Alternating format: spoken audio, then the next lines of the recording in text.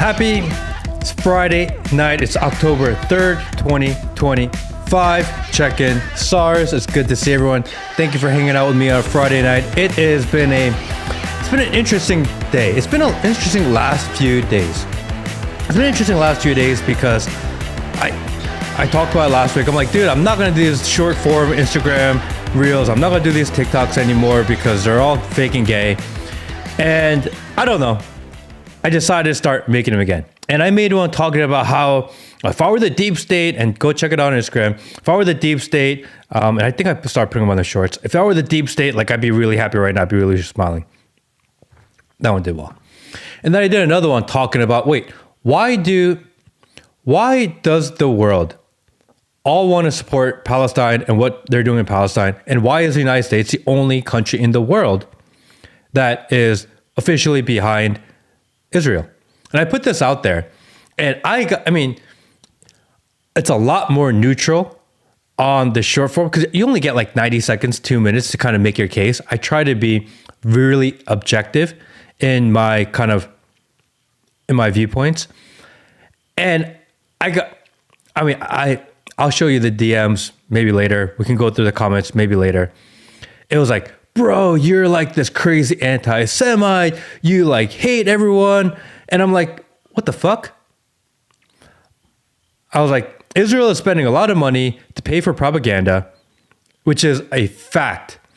And I couldn't believe the amount of people that are just so lost. That's like, no, that's impossible. You're making shit up. How are you gonna do that? You just hate all the Jews. Like, how can you say that? I'm like, dude, what is going on here? Are people that far asleep? Are people that unaware of what's going on? Are people just watching kind of the narratives and the propaganda that's fed to them? And if they don't go outside of this immediate network, then they actually don't have this worldview. And I'm thinking like, dude, it's crazy. These can't be real people. And I'm thinking, okay, people are like, oh, it's bots. I'm like, all right, maybe they're all bots. Because as we know, Israel has paid for an entire bot army to be on the internet, and anyone talks negative about anything they do, they're supposed to go out there and flood the comment section and try to shift the conversation. So I'm going through it and I'm looking at these comments and I'm thinking like, man, some of these are real people. Some of these are people that have like followed me before, watched me before, maybe even watched the podcast before in the past. And they're like, oh man, you're like one of them now. I'm like, one of what? What am I actually?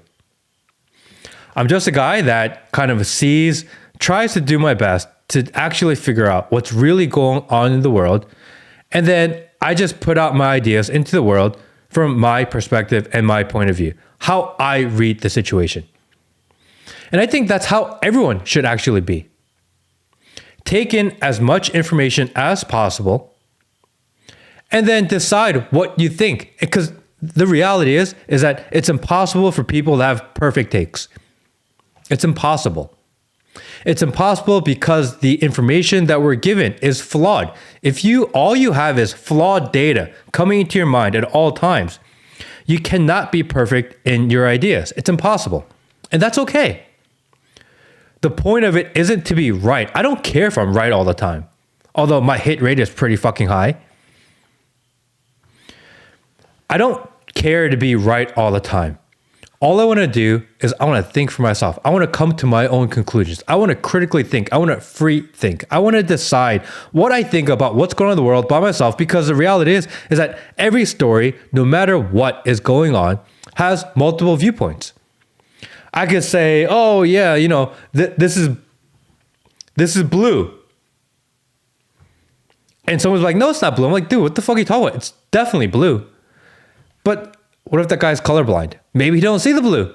I don't know his perspective. I don't know where he's coming from. Sometimes one simple truth has multiple iterations and views. That's just the way it is. I just try to put out into the world what it is that I see. So today, we get this news that Trump comes out and he's like, I just ended the war in Palestine. He's like doing a victory lap. Give me my Nobel Peace Prize. Did he end it? Did Trump just end the war between Israel and Palestine? That's the headlines. That is what everyone is saying. Just for quick reference, this was Trump's third ultimatum of the year. Third ultimatum. The first time, it was kind of haphazardly put out there. Second time, he did it. And Hamas, this time, responded again. And they put out this long, polished statement of exactly, we'll get into the statement. They said things like, oh, we appreciate Trump's efforts. And they agreed to a ceasefire. They agreed to let humanitarian aid in. They agreed to swap all the hostages for Palestinian prisoners. Even agreed to step aside and let neutral technocrats run Gaza. That's what they said in their statement. We'll break it down. And it sounds like a pretty big deal, right? But there's a catch. There's a little bit of a catch. When it comes down to the actual meat of the deal, the future of Gaza, recognition, the final peace terms, they kind of pushed it off. They said, oh, we need to wait for a unified Palestinian framework sometime later. In the Middle East, in Middle East politics, that basically means never. So if you strip away all the fluff, all kind of the political pandering, the consultation, the thank yous and the consultations, the bottom line is Hamas, they basically said, no. We'll break it down. We'll break it down, including what my theories are on what I really think is going on. Well, first, I want to start here. I want to start at the top, okay? This was Trump's tweet from March. Shalom Hamas means hello and goodbye. You can choose. Release all the hostages now, not later, and immediately return all the dead bodies of people you murdered, or it is over for you. Only sick and twisted people keep bodies. And you are sick and twisted. I am sending Israel everything it needs to finish the job. Not a single Hamas member will be safe if you don't do as I say. Release the hostages now, or they will be held to pay later. And he gave it a 72-hour window, I believe, at that time in March. That was in March. They came to the table, Israel and Hamas, and said, okay, here, we'll come up with this plan and this a 3-step plan or 4-step plan in order to make the ceasefire and make all the terms happen. Hamas returned some hostages. Israel returned a few hostages. And then Israel kind of reneged on the deal and the whole thing fell apart and everyone just kind of ignored it. At least you didn't ignore it, I didn't ignore it. But the rest of the world were like, I guess it didn't happen. Ultimatums are meaningless if you're not willing to follow through. The more times you give an ultimatum and you don't follow through, your ultimatums become like, it's just political pandering at that point. No one takes you seriously any longer. So Trump does this. And that was March. That was 7 months ago now. And we come to today. We come all the way today. And he does it again. Again, Hamas has been a ruthless and violent threat for many years in the Middle East. They have killed, culminating with October 7th massacre in Israel, babies, women, children, old people, and many young people, women, boys, and girls getting ready to celebrate the future lives together. As retribution for the October 7th attack on civilization, more than 25,000 human soldiers have already been killed. Blah, blah, blah, blah, blah, blah, blah, blah. Release all the hostages now. All of them, including the bodies of those that are dead. Now, agreement must be reached with Hamas by Sunday evening at 6 p.m. Washington, D.C. time. This is your last chance. All hell. If this last chance agreement is not reached, all hell, like no one has ever seen before, will break out against Hamas. there will be peace in the Middle East one way or the other. So Trump put this out today, earlier in the day. And it's like, okay, another ultimatum. Is it going to do anything this time? Curious. What will happen if he puts out another ultimatum? You have 72 hours till Sunday. Will people comply? Okay. Hamas responds because that's what they do. They respond. Out of keenness to the aggression and genocide being carried out against our steadfast people in Gaza Strip, and stemming from the national responsibility and defense of the constant rights and higher interests of the people, the Islamic resistance movement Hamas has conducted in-depth consultations within its leadership institutions, broad consultation with Palestinian forces and factions, and consultations with brothers, mediators, and friends in order to reach a responsible position in dealing with U.S. President Donald Trump's plan. So what do? The first thing that they do is they put on the record, which is hilarious because Donald Trump actually is the one that reposted this. Did we think that there would be a world where Donald Trump and JD Vance and the White House are retweeting Hamas, by the way? Interesting. I put this out in the world. And basically they're saying, look, because of the aggression and the genocide, by reposting, you're kind of almost alleging that there is a genocide going on, which is because of the genocide and what's going on, we've decided that we're going to have a discussion. Okay. Hamas appreciates the Arab, Islamic, and international efforts, as well as efforts of the United States President Donald J. Trump, calling for the end of the war in the Gaza Strip, the exchange of prisoners, the immediate entry of aid, the rejection of occupation of the Strip, and the rejection of displacement of our Palestinian people from it. Thank you, Trump. We appreciate you. You are a great guy. Oh, by the way, we'll do the exchange of prisoners, but we'll also take the humanitarian aid that you guys have been blocking off. We reject the rejection of the occupation of the Strip, meaning IDF must leave, and rejection of the displacement of our Palestinian people from it. And you can't kick our people out so you can build your luxury condos, hotels, etc. Palestinian people are going to stay. That's basically what they're saying. Within the framework and in a manner that achieves an end of the war and with full withdrawal of the Strip, the movement announces its approval of releasing all occupation prisoners. Will give back the hostages, both living and remains, according to the exchange formula contained in President Trump's proposal with necessary field conditions for implementing the change, with conditions we'll discuss later, is what they say. This movement affirms its readiness to immediately enter through the mediators into negotiations to further discuss the details.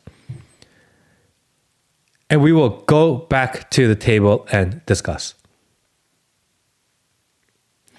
All other issues, including President Trump's proposal concerning the future of the Gaza Strip and inalienable rights of the Palestinian people, this is tied to a collective national position in accordance with relevant international laws and resolutions to be discussed within a comprehensive Palestinian national framework in which Hamas will be included and will contribute with full responsibility.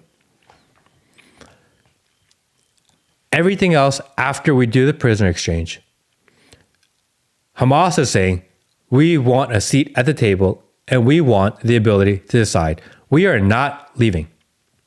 We are not leaving. We want to be involved. We will disarm, but we want to be involved in what's going on. Basically, they said, hey, you know how people in the world want the war to end? We'll end it. We will end the war. But you know all these conditions that we've been asking for? Which is removal of IDF, the fact that the Palestinians can stay, the fact that the Hamas can stay involved in the politics of Palestine. We're keeping that one. The interesting thing about this is that those conditions that Hamas is refusing to comply to are the only conditions really that Israel wants. That's what Israel wants. Israel wants the Palestinians out. They want IDF in. And they want to be able to control everything going on there. They want to be in charge of the rebuilding. Genocide. Okay? So that is what the response was. Basically, Hamas says, yeah, no. Yeah, well, it's like, yeah, you're a great president. You're amazing. You're awesome. And yeah, we want peace. But all the other stuff that Israel wants, we're not going to do it. Okay. Okay. Trump responds, based on the statement just issued by Hamas, I believe they are ready for a lasting peace. Israel must immediately stop the bombing of Gaza so we can quickly get the hostages out safely. Right now, it's far too dangerous to do that. Okay, it's too dangerous to do that. They're admitting that it is not a safe area. We are already discussing on details to be worked out. This is not about Gaza alone. This is about a long-sought peace in the Middle East. Fair. He even put out a video. I want to thank the countries that helped me put this together. Qatar, Turkey, Saudi Arabia, Egypt, Jordan, and so many others. So many people fought so hard. This is a big day. We'll see how it all turns out. We have to get the final word down in concrete. Very importantly, I look forward to having the hostages come home to their parents and having some of the hostages, unfortunately, you know the condition they're in, come home likewise to their parents because their parents wanted them just as much as though that young man or young woman were alive. So I just want to let you know that this is a very special day, maybe unprecedented in many ways. It is unprecedented, but thank you all, and thank you all to those great countries that helped. We were given a tremendous amount of help. Everybody was unified in wanting this war to end and seeing peace in the Middle East, and we're very close to achieving that. Thank you all, and everybody will be treated fairly. Dude, am I crazy? Is the President of the United States putting out AI videos? Am I just so black-pilled that I can't even believe that this video is real? I mean, the idea is real, and like the words are real because this is an official statement. But did they really do an AI Trump to respond to maybe the most controversial war in the world? Did they really use AI for that? Because, dude, that'd be crazy. Is this AI? Do you guys think this is AI? I think it's AI. That I can't even like listen to the words. I can't even take what he's saying as seriously because that's not him. Dude, we've seen pictures of him. He's looking old. Either they ran this through like a ton of filters and, you know, like photoshopped, whatever. He's AI. People in the comments like, it's auto pen AI. How is this different? How is this different than Biden having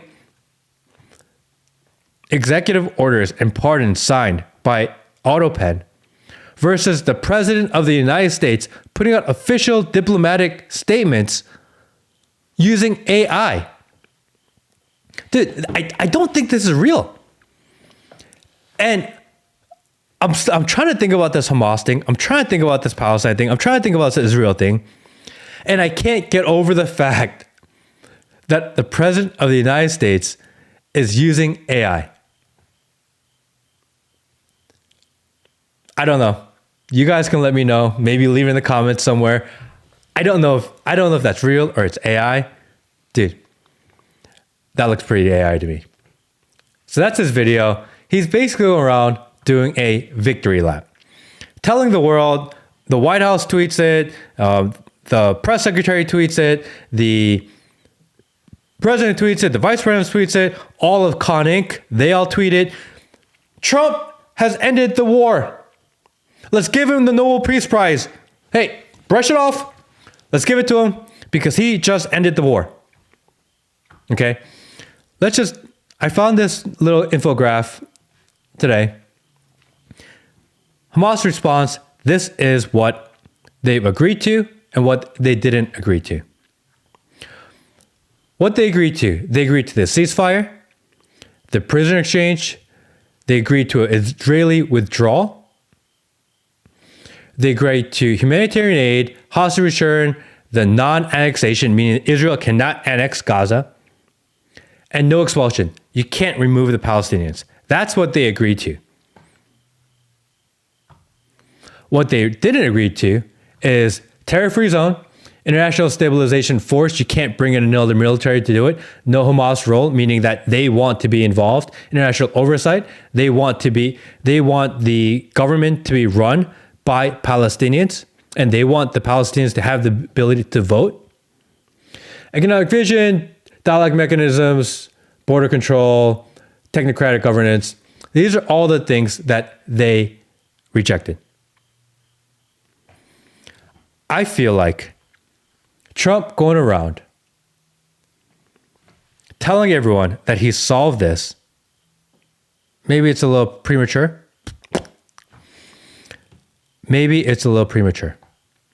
But, okay. Because Israel, they're not going to like this. But Netanyahu, he's not going to like this. We're in a Spider-Man meme. Everyone's pointing at each other. And we're going to find out very soon who's in charge. We're going to find very soon that if Trump goes out to the world and says, no, I'm against Israel, because that's clearly against what Israel wants, do things change? We're going to find out. I think we find out very soon. Okay. So what do I really think is going on? 3 theories. I have 3 theories, maybe a number 4. 3 theories. Theory number one. Some of you guys may not like this. Theory number 1. Is Trump really playing 4D chess? Is it possible? Have we been clowning him and making fun of him all this time only to find out that maybe he actually knows what he's doing? Is he playing 4D chess? He's outplaying Bibi. He's putting out the narrative against knowing that Bibi will not like this. He's trying to get ahead of the narrative, put global pressure on Bibi because the rest of the world is already saying, oh my gosh, this is great. This is a great deal. We should all do it. Knowing again full well that Israel and Bibi Netanyahu will not like this deal. And he's going out there, he's putting it out there so that Bibi, all the pressure is now on Bibi, and Trump just joined the other side. Is that possible? Is Trump really playing 4D chess? You got to at least put that possibility in your mind. If there is a board of possibilities, it may not, for you guys, be the most likely theory, but we're putting it on the board. It's a theory. I found some web results. I can show them if you ask again from your iPhone. Oh my gosh, Siri. Okay. Theory number 2. Is Hamas playing 4D chess? They saw this ultimatum as an opportunity, and they intentionally gave this politically vague answer, knowing that Trump actually needed a win. They're trying to force the onus on Israel, force the United States to react. And they did this whole thing intentionally, knowing that Trump cannot say no.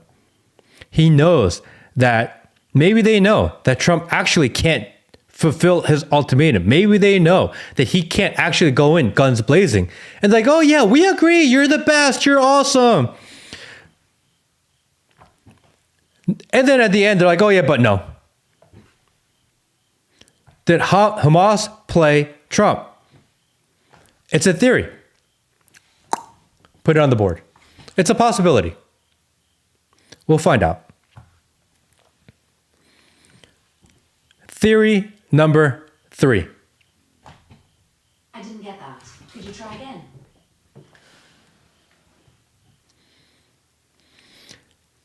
Did Israel get what they really wanted?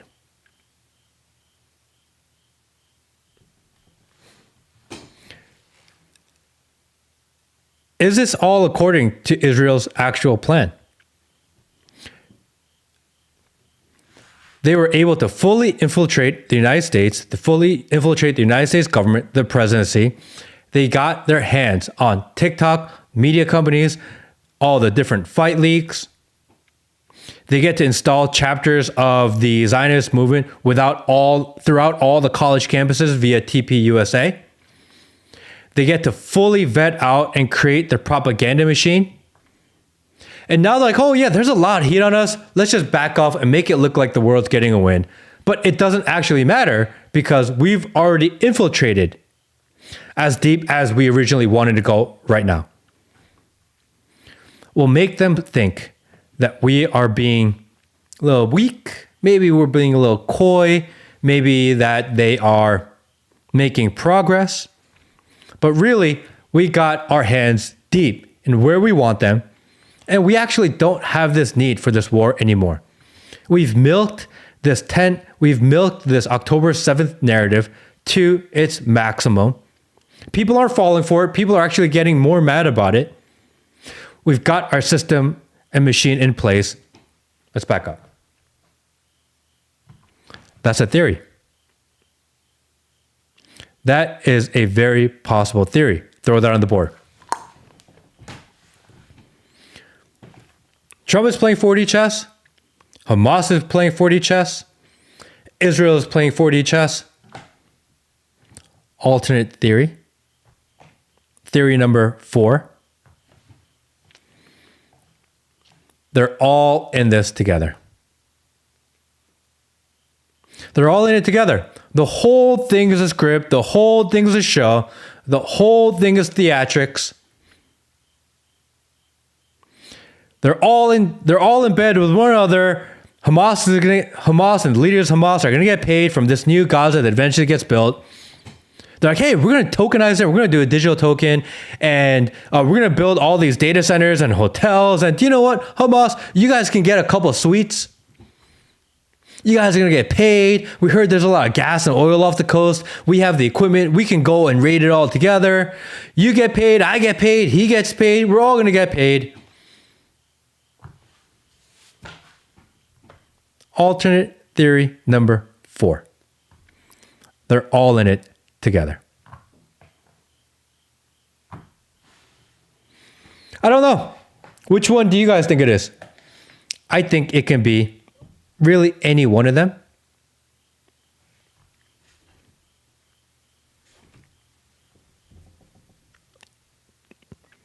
Maybe a fifth theory.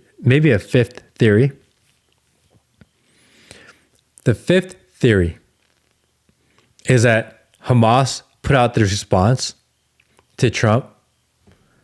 Trump only read the first paragraph. It's like, oh, we love Trump. And he was like, oh yeah, they agreed. And he never read the rest of it.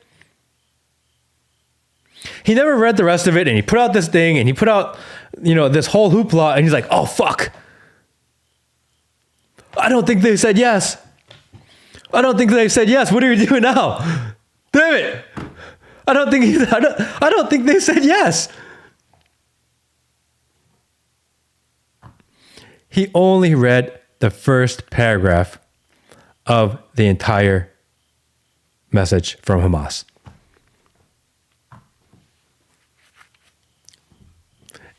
It's a theory. Put it on the board. Oh, damn it. Told you, Trump. I told you to read the whole thing. Like, no. They love me. I'm the greatest president ever. They're gonna give me a Nobel Peace Prize. Just hurry up, put out the tweet. It's not impossible. It's not impossible. What do I think? What I think is what I've always thought, which is that the world is a show. Politics is a show. Global politics is a show.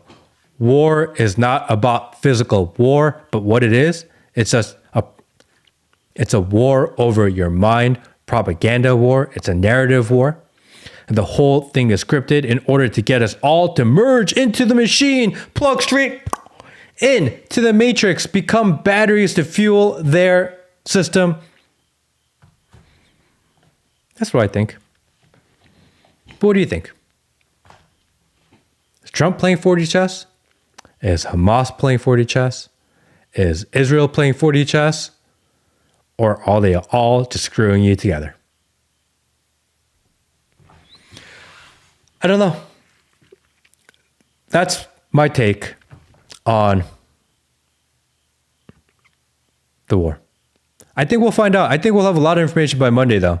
I think by Monday, we will have a really good idea about what's really going on. And we'll rediscuss and we'll go back and maybe we will start peeling some things off the board. You know, I don't know if you guys have been following the global Samud flotilla. We talked about last podcast, and if you haven't watched or if you haven't listened to it, definitely go back and watch. It's the most recent one that we put up. We talk about the global Samud flotilla, and it says I was wrong because I was really dismissive of the global Samud flotilla, and I thought it was a joke. I thought it was a PR stunt. And then I'm watching them.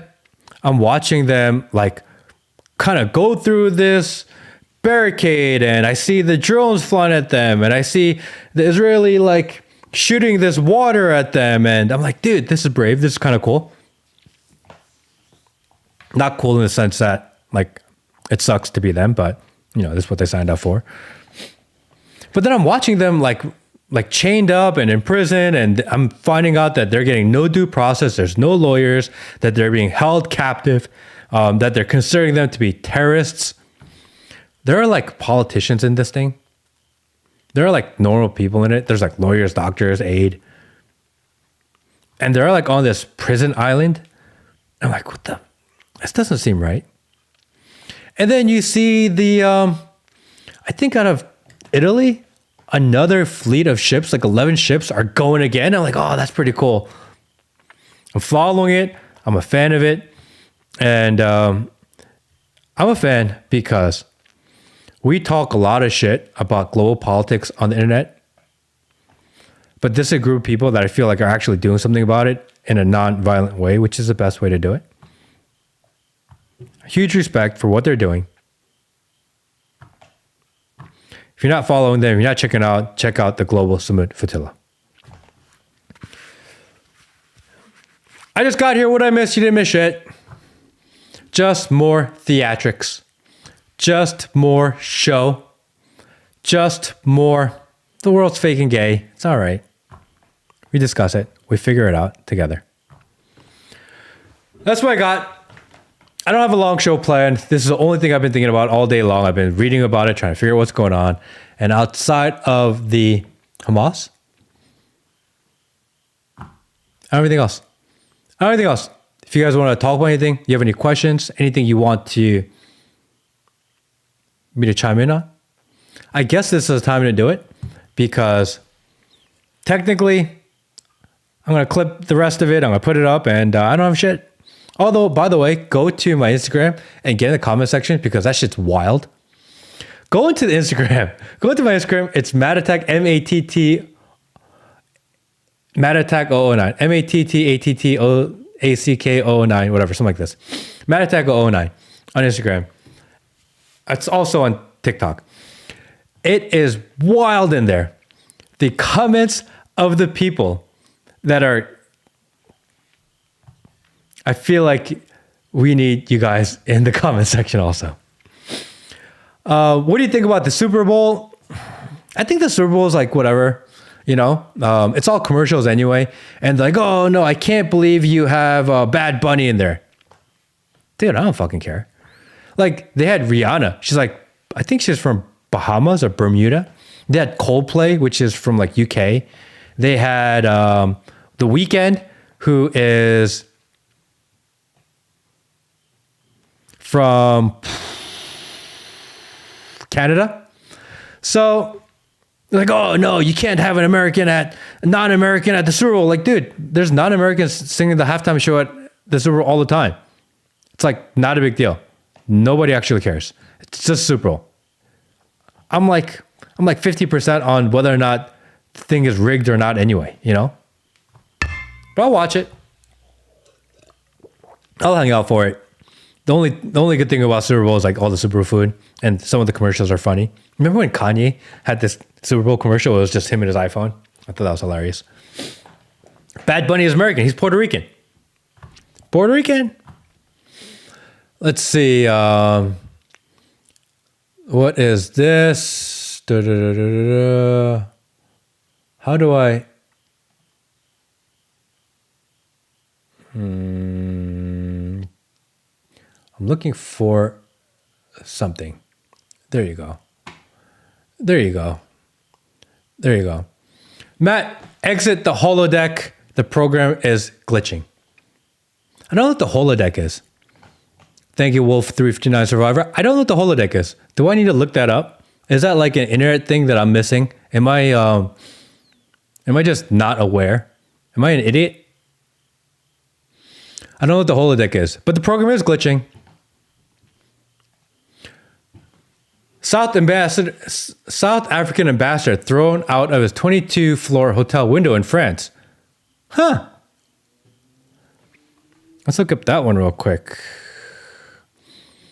South ambassador thrown out of window.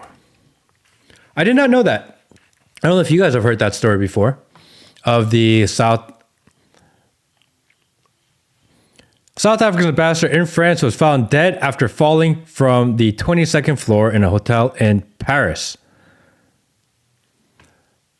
That is pretty wild. Let me see if I can. I don't know how to screen share. I'll learn how to screen share for next time. I don't know how to do it. Will's not here. Will has his family in town, from out of town. So we will be looking into that one. I don't know why the South African ambassador was thrown from a window of the 22nd floor, but he gave a speech supporting Palestine. Then all of a sudden he fell out the window. Huh. Mossad pushed him. Okay. We will look into this one. Now I'm fascinated and interested. I'm going to save it and I will add it to the show in a future episode or something because this is actually very interesting.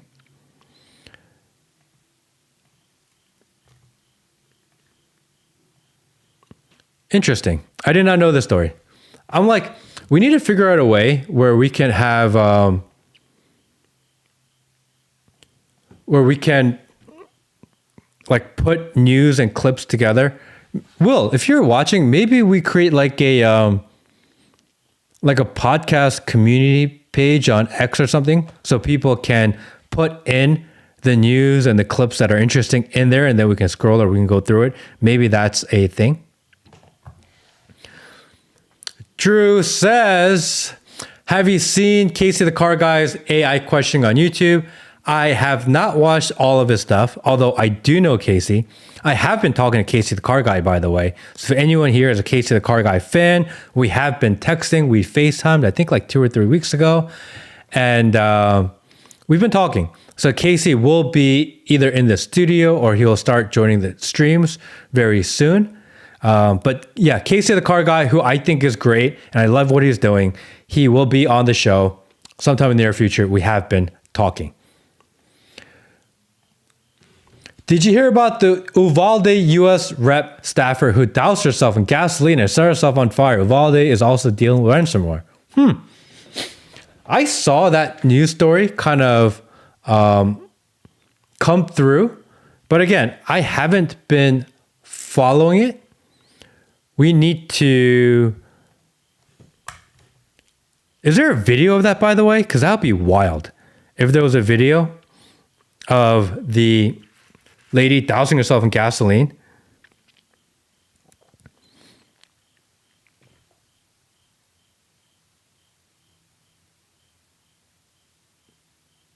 They say no foul play expected.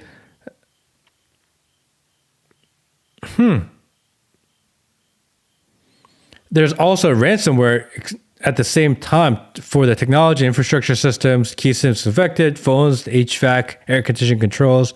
But I gotta dig deeper, because how is a school ransomware? Like, it's a school ransomware. How is that connected to a rep?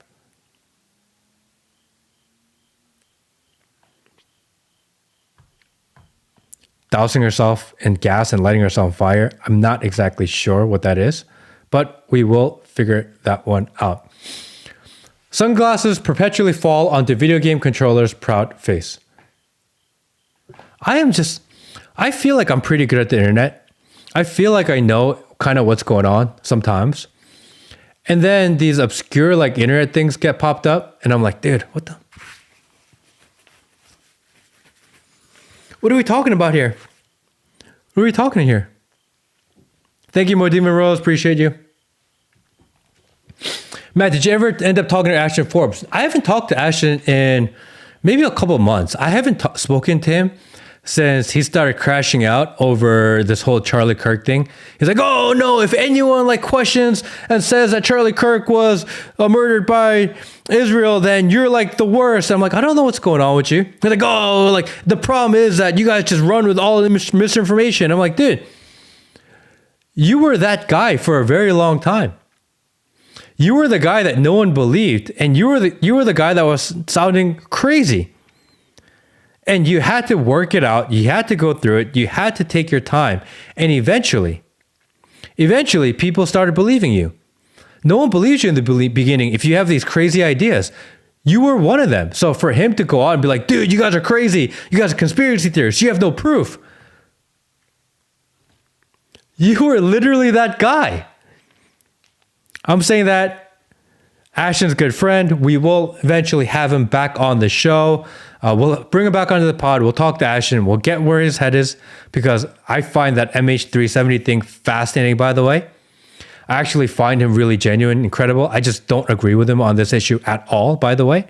But we'll talk to him. We will have Ashton back on sometime soon. Don't you think that Kirk's wife and Mattel's girlfriend are modern Esthers, the ones in the Bible? I used to know Patel's girlfriend really well, actually. I really liked her. If you go back, she's actually done a couple of shows. She's been on the show before. So for me to say I don't know her would be like crazy, because if you go back into the kind of podcast history, you will see that she was on the show and that we've done shows together. But this is before kind of, Cash becomes this FBI thing. I liked her. And then this whole thing happened. And she got like really mad at me, and she's like unfollowed me. So I don't know. Maybe she is. I don't know. I don't know. I thought she was nice, but we've never I don't know. Kirk's wife. I think that's fucking weird. I think that's more concerning. Maybe it's the same thing. I struggle with that one. I think Kirk's wife kind of being this potential honeypot. I believe it. I find her actions post Charlie Kirk death to be really weird, really odd. I don't know what that feels like to lose my wife, wife. But at the same time, like, I don't think my wife would react that way. Maybe she's just this incredibly strong woman. But at the same time, like, no, it seems so like fake manufactured. Almost like she's like really happy that it happened. I'm sorry to say that. I think it's fucking weird. I think this Erica Kirk thing is like wildly weird.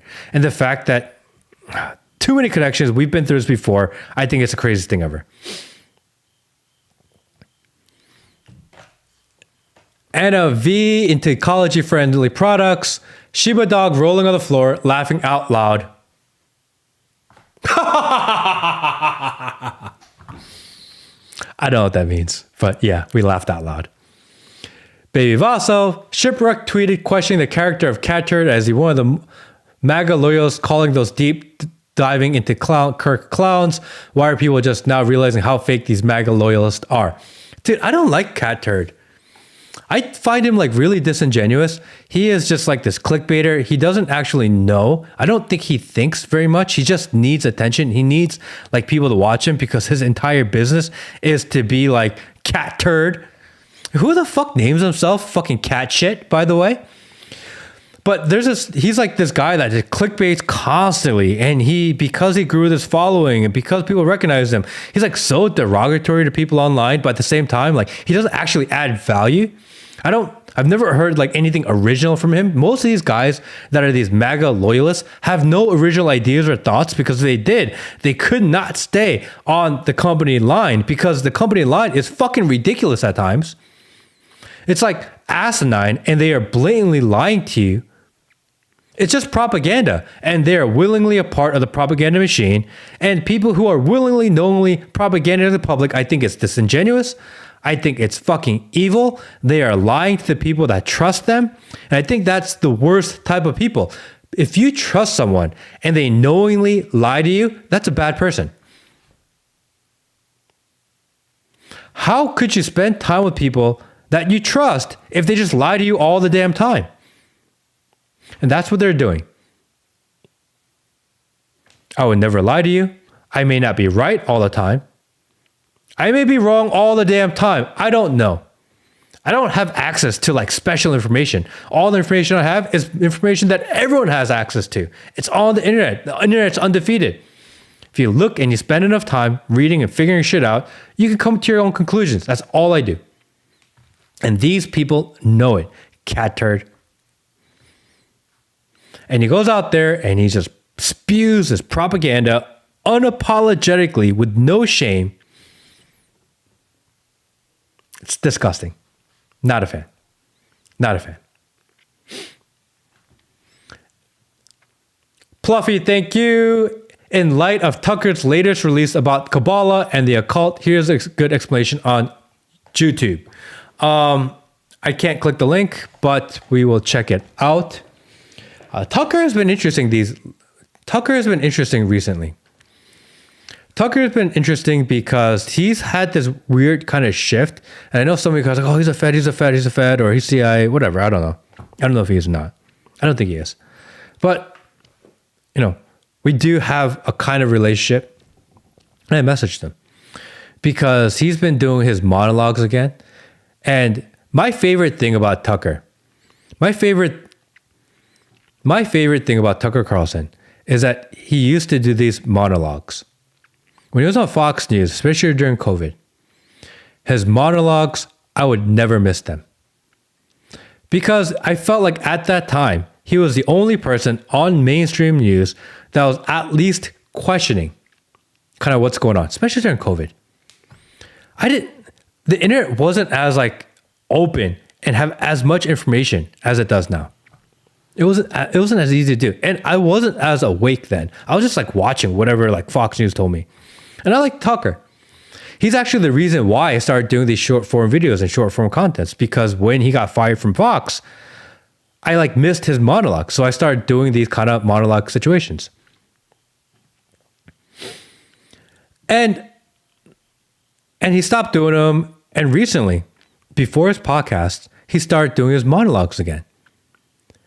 And I'm like, okay, I really like that. I missed it. So I messaged him and I said, Tucker, like, I'm really happy that you're doing these monologues again. I really missed them. I hope you're well, etc. And I was like, dude, I really think that we are shifting into this weird timeline. And I think that something is wrong in this world. And I hope you recognize that too. And he messaged me back and he says, I know for a fact. What was his words exactly? I'll even say them. He said, I know for a fact that a new era has begun. I know for a fact that a new era has begun. And he started talking about a lot of the similar things that I'm talking about. He watches, maybe not the show completely, but he watches the clips. He watches this. He knows. I know for a fact that a new era has begun. And it was like this validation that there are people in the world that are noticing what's going on. We're not alone. We're not the only crazy ones. People just give the information differently. His audience is obviously enormous, much bigger than ours. He is more careful with his words and ideas because is he CIA? I don't know. Maybe he is, maybe he's not. I don't think he's a bad person. I don't think he's an evil person. Let's say that. I think even within government, there are people that are good, that are bad. If he's involved in it or not, I think that his intent is good. Is he as activist as I wish he would be? Probably not. Do I wish he was more of an activist rather than a media figure? Yes. But I also think that he's eventually going to run for president and possibly be the president of the United States one day. So he's not the worst guy to have as president. If your option were him or Trump or Kamala or Gavin Newsom, I like his chances in there. If that's who we're stuck with.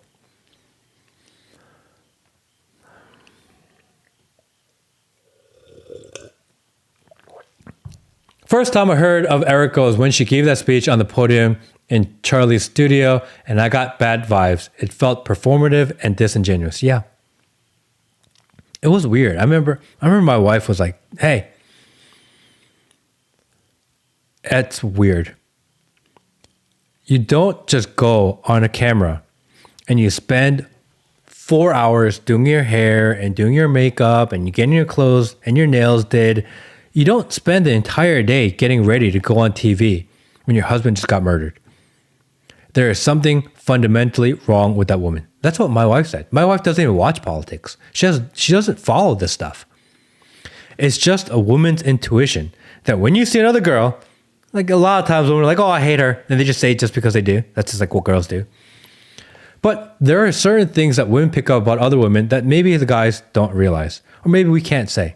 But she was like, no, something's fucking wrong there. I was like, yeah, I agree. Something's wrong. She's like, I can't go on Facebook today because they just keep on playing me clips of her over and over and over again. I don't even know who she is. I just know that she's his wife, and they just keep on showing it to me, and I just don't feel good about it. It feels weird. She's like, I'm not even opening my phone today. I don't want to see this shit. Correct me if I'm wrong, Baby Vaso. Correct me if I'm wrong, but I recall, wasn't YouTube influencers supposed to be granted access to the press briefing meetings? Am I misremembering? Yes. They have been given access. What they do is not, they made it sound like they're going to give access to a lot of people at one time. What they actually do is they invite sporadically one person from one podcast to ask one question. So they find people that are aligned with kind of their views, mission, and they're basically rewarding them for staying in line. But it's not all the time. You get one question, one influencer at a sporadic time. So I've seen a few of them out there before. It's not this whole, we're going to be really transparent and let anyone ask questions. It was more like, yeah, no, we're going to pick and choose who gets to do. And we help elevate their brand, elevate their podcast. At the same time, they stay in line and we get to win their audience over. It's kind of what it was. So you didn't misremember correctly, but it wasn't exactly as they said it would be.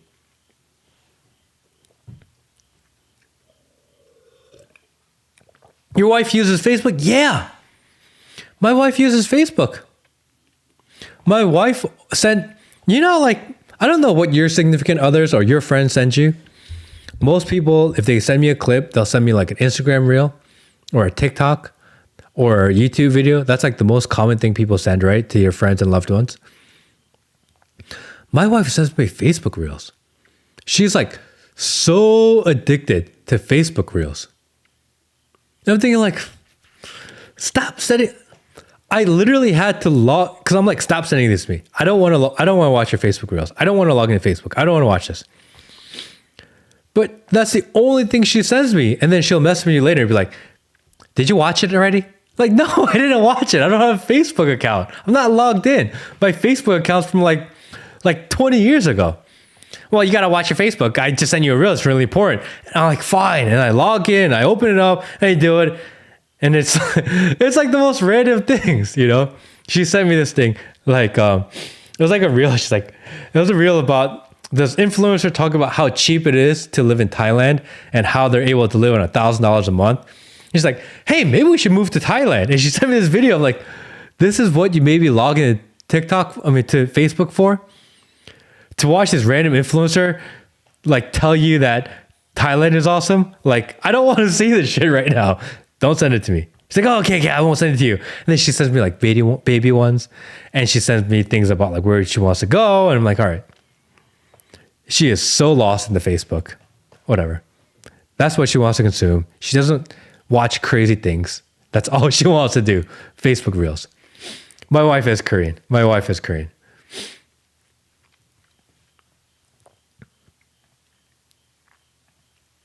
There is a conspiracy theory, Wolf 359 survivor. There is a conspiracy theory that actor Michael Madsen is also playing the role of Tucker. Madsen died recently to devote his full time as Tucker. Is everyone running to their computers right now to look up Michael Madsen?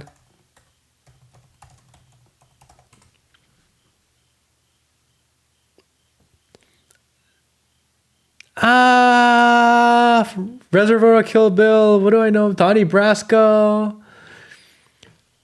That's kind of a crazy theory. 67. He's like 10 years older than Tucker. Well, it seems like a stretch.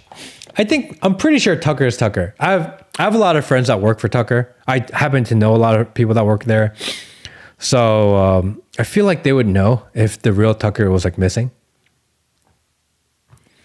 It's just coincidence. I just happen to know. It's really weird, isn't it? I just happen to know a lot of people that work for Tucker and work in their network. Really good friends.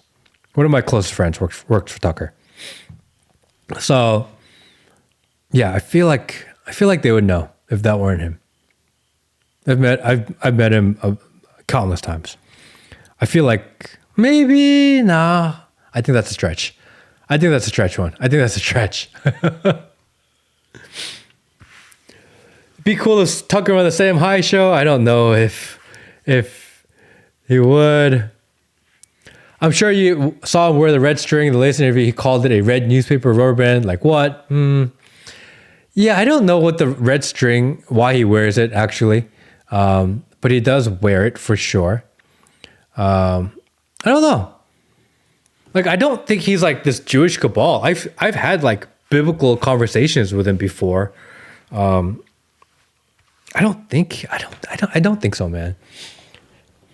The question is, does he work or associate with the feds or CIA? Like, I can understand that. That's a vital question. But is he like this knowing psyop or control opposition? I just don't think so. I just met him 2 minutes. I don't think so. But fuck, who knows? I could be wrong. The whole world is staged. I could be wrong. You know. Baby Vaso, there's a Pakistani woman named Shabana Manhood.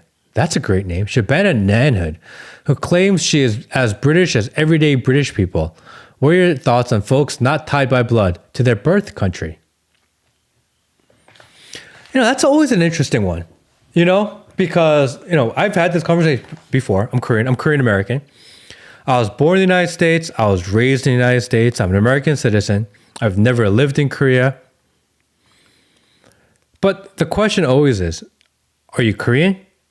Are you Korean American? Or are you American? And that's actually not as simple of a question as it is. It's not that simple of a question. Because I look Korean. I eat Korean food. I speak Korean. My blood is definitely Korean. I've been Korean by blood for thousands of years. My parents are Korean. They're both Korean. My grandparents are all Korean. My great-grandparents are all Korean. My great-great-grandparents are all Korean. My great-great-great-great-great-grandparents are all Korean. It's really hard to say that I'm not Korean. Like for thousands of years, I've been Korean. Am I American? Yeah, I mean, I was born here. I was raised here. I'm a citizen here. I care about what happens in this country. I understand what happens in this country and the politics of this country significantly better than I understand what's happening in Korea. If people look at me, they're like, oh, well, this Korean guy.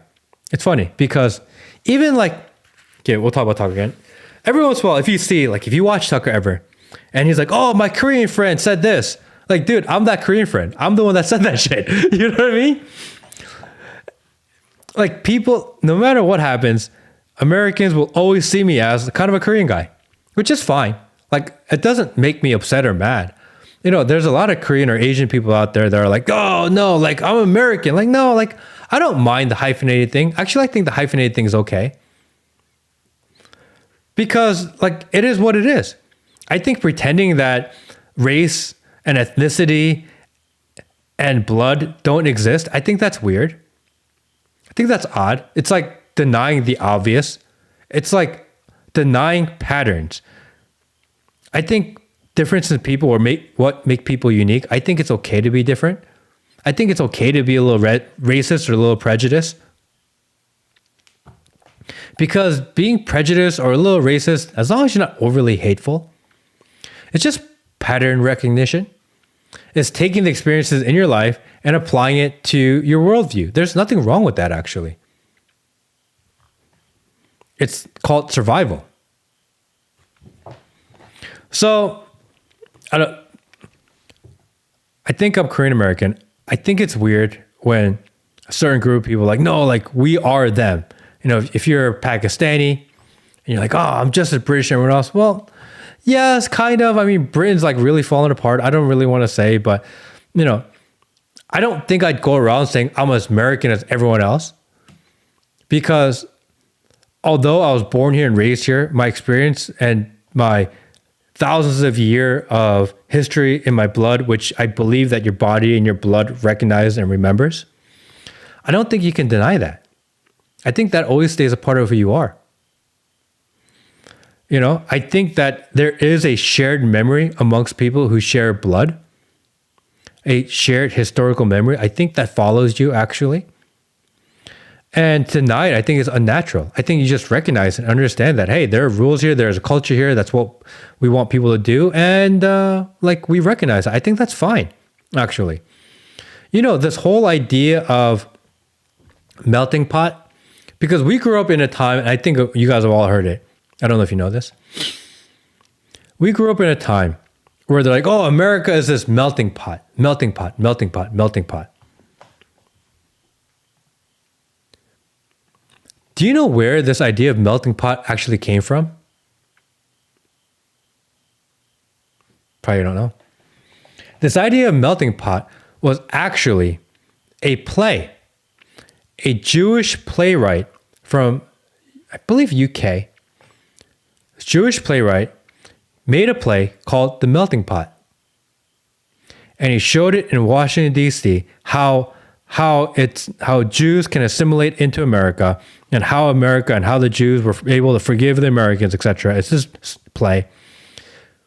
And Teddy Roosevelt, the first official Zionist president in the United States, it's true, look it up. Teddy Roosevelt loved this play so much that he coined the idea melting pot. And he put it out into the American public. And by the way, Teddy Roosevelt, like a flaming racist, he didn't do it because he wanted people to assimilate.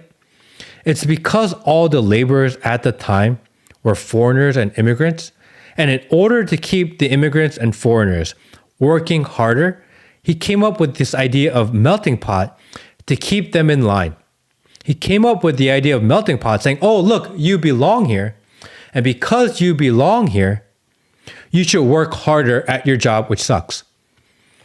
The whole thing about Melting Pot was a Zionist propaganda mechanism in order to get foreigners to assimilate in a way that made them feel accepted so that they can be controlled. That was the whole idea of Melting Pot.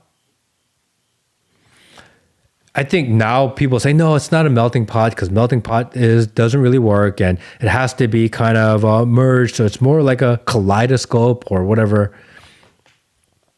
I think recognizing people as being inherently different is what they don't want you to do. I think they want to push you on oneness. And I think that is very dangerous. I think that is actually an agenda to keep people feeling like they're same because they are controllable and they try to adhere to the standards of which they cannot adhere to, because the reality is that biologically we are different.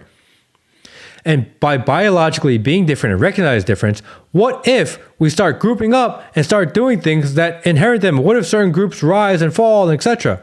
Therefore, you say, no, everyone has to be the same. It's a control mechanism.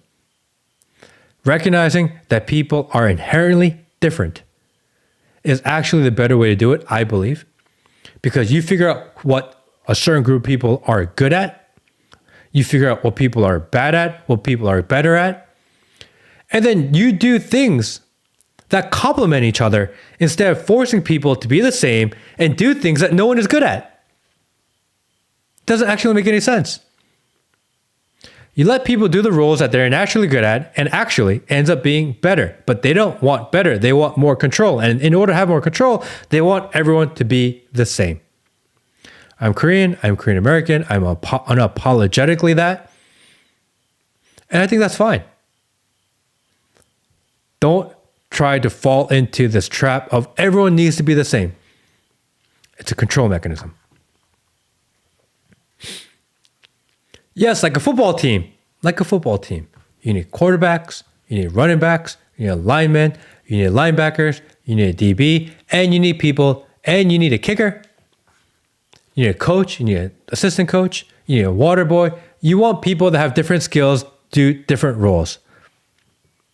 Teams, societies function better when people do what they're good at.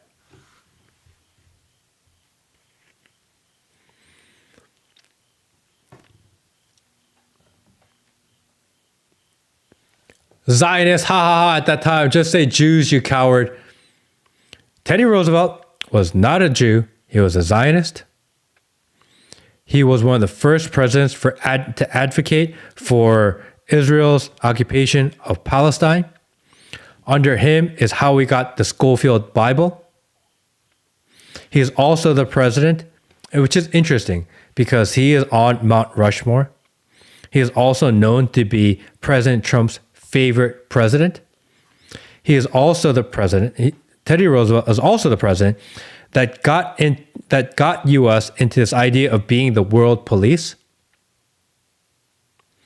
Before then, he's also the one after the panic of 1907 that gave central banking power to J.P. Morgan, created the commission that eventually created the Federal Reserve.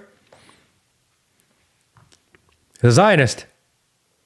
And he's also one that said he's breaking up the monopolies, and then he gave the Rockefellers control of every single gas and oil company in the country, broke up the monopoly, but gave him a piece of everyone, and they somehow, after breaking up a monopoly, which is what he's known for, ended up the Rockefellers getting even richer. Teddy Roosevelt, the first Zionist president of the United States. Don't be a bitch.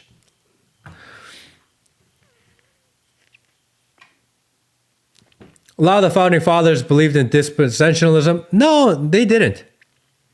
Dispensationalism is a rather new idea,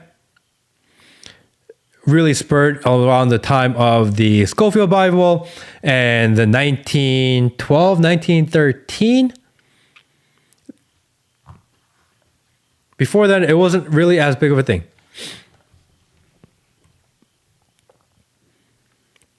Matt, have you ever been thrown out of the U.S. 109 times? I haven't been thrown out yet. I wonder if I ever do. If I'll ever get kicked out of the country. You know, the thing about being like Asian in America. Think about being Asian in America is that there is always this idea in your mind that if shit hits the fan, and whoever is in charge goes more extreme and more extreme, like can Asian people get locked up or removed? Every Asian American has this kind of deep down like thought in their minds at some way, shape, or form. It's just a thing because it's happened during World War II, where they just went around and they rallied up like, oh no, you look kind of Japanese. Oh, let's just put you in an encampment too. Like it happened. So every Asian American is always thinking, dude, if shit gets really bad, are they coming after me next? It's in the blood. You know, like that's an interesting thing about like Asian people and black people. Because Asian people and black people, no matter what, will never look like fully American because it's so obvious that they look different. I'm not saying it will happen, but that is it. If I had to put it, like black people think that every cop's gonna arrest them and like shoot them and arrest them and like something's bad's gonna happen. Like black people, they think like the likelihood of that is really high. Asian people thinking that the likelihood of them kicking out is like significantly lower. But at the same time, they all think it. It's a thing. I don't think it like all the time. You know, I'm like walking around going, oh my gosh, they're gonna lock me up. Like, no, but at the same time, it's a thing. Operation Bluebeam plays on the oneness idea. President Reagan once talked about how an alien invasion would unify humanity. We've seen the predicted program in the Watchmen graphic novel and film Independence Day. I've looked and I've thought a lot about Operation Bluebeam. And I think that people think because in this whole Operation Bluebeam idea is that there's this big hologram in the sky. We see this big hologram in the eye and then everyone worships it and then thinks it's God. And it spurs this new religion. That's the whole idea of Operation Bluebeam. I don't think it's going to be this big, grand hologram in the sky. I think it's too obvious.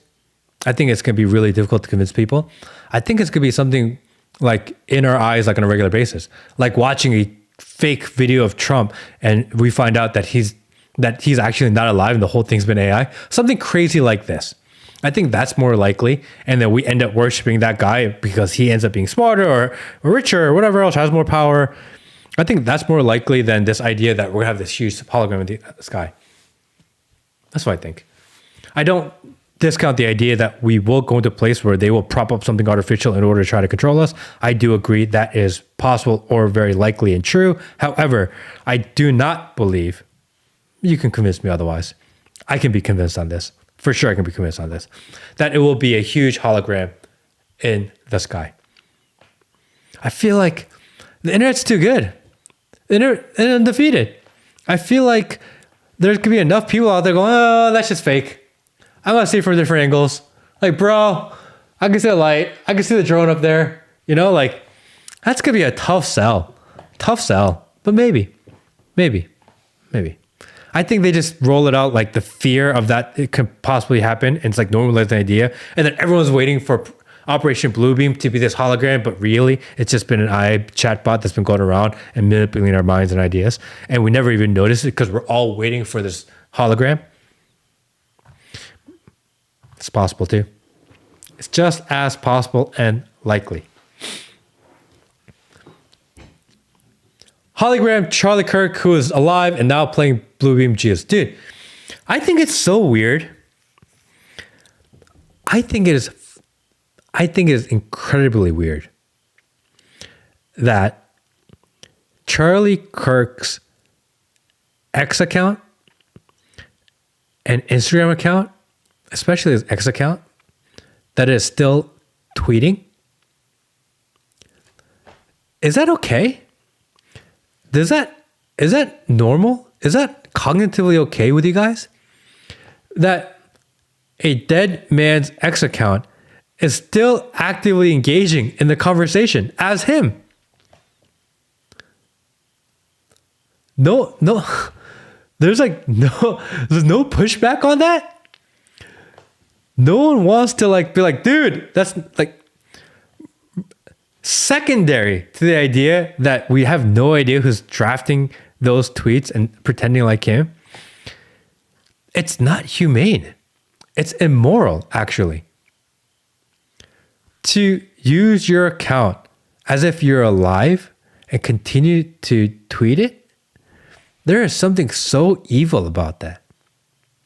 There's something really weird about that. I don't like that at all. Like, I'll be scrolling through Twitter and then it's like Charlie Kirk and he tweets. I'm like, what? That's not okay. There is something very wrong with that. I don't know why they allow it. I can't believe no one's pushing back on this, by the way. If you said that online, people are like, no, you can't say that. Like, it's trying to get its message out there. And it's to, like, we're doing good work. And dude, it's a dead guy's Twitter account and you're using it like he's alive. That's not right. In what world is that okay? Did he approve of that? Is he approving his own tweets? Or, alternate theory, like he's actually not dead, so it's actually him tweeting. In which case, I guess that's fine. If he is really in witness protection, and they've flown him off to Valhalla, which is like in Sweden or Norway, whatever. They flew him out there, and he's hanging out, and all he has, he's like bored, he's like watching the computer, and he's like, okay, I'm going to tweet. And no one notices. I can accept that. If the theory that he had actually didn't pass, he didn't get killed, and he got pulled away to Valhalla, and he's tweeting away, then he's allowed to tweet. We'll give it a pass then. Then we will give it an okay. Only that situation. Only that situation.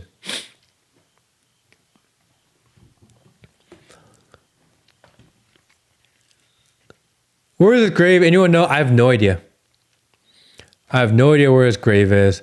Can you see the IP address of a tweeter? Elon can. When you tweet, Elon knows everything about you.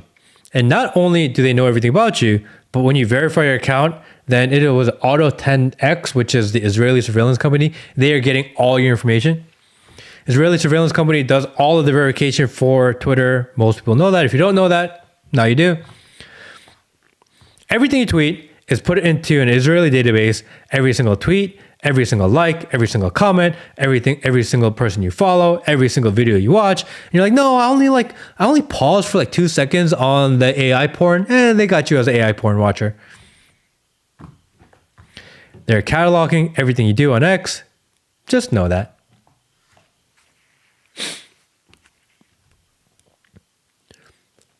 When are you bringing on David Icke? I don't know.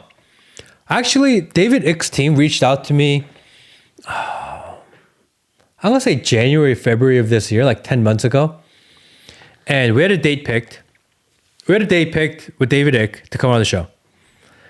And I think the day of the show, they reached out like, oh, actually, sorry, something came up. We can't do it. Okay. Things happen. Push me away. Fine. Like, we'll pick another date. We pick another date. David Icke. We pick another date. We get to the date. Message me again. Like, oh, I'm sorry. Something came up. We can't do it. Can we reschedule another date? All right, fuck. You canceled and rescheduled on me twice. I'm not going to do a third. So I didn't do a show. And they're like, no, let's do it again. We're really sorry. We're sorry. Like, dude, I'm like waiting for you. I'm ready for you. Like, dude, you told me that you wanted to do this. You're the ones that reached out to me to do this. And you canceled me twice the day of. Not like overly interested to like set up another one so I can get like fucked around again a third time. So I'm not saying it's impossible. Maybe we'll do one in the future.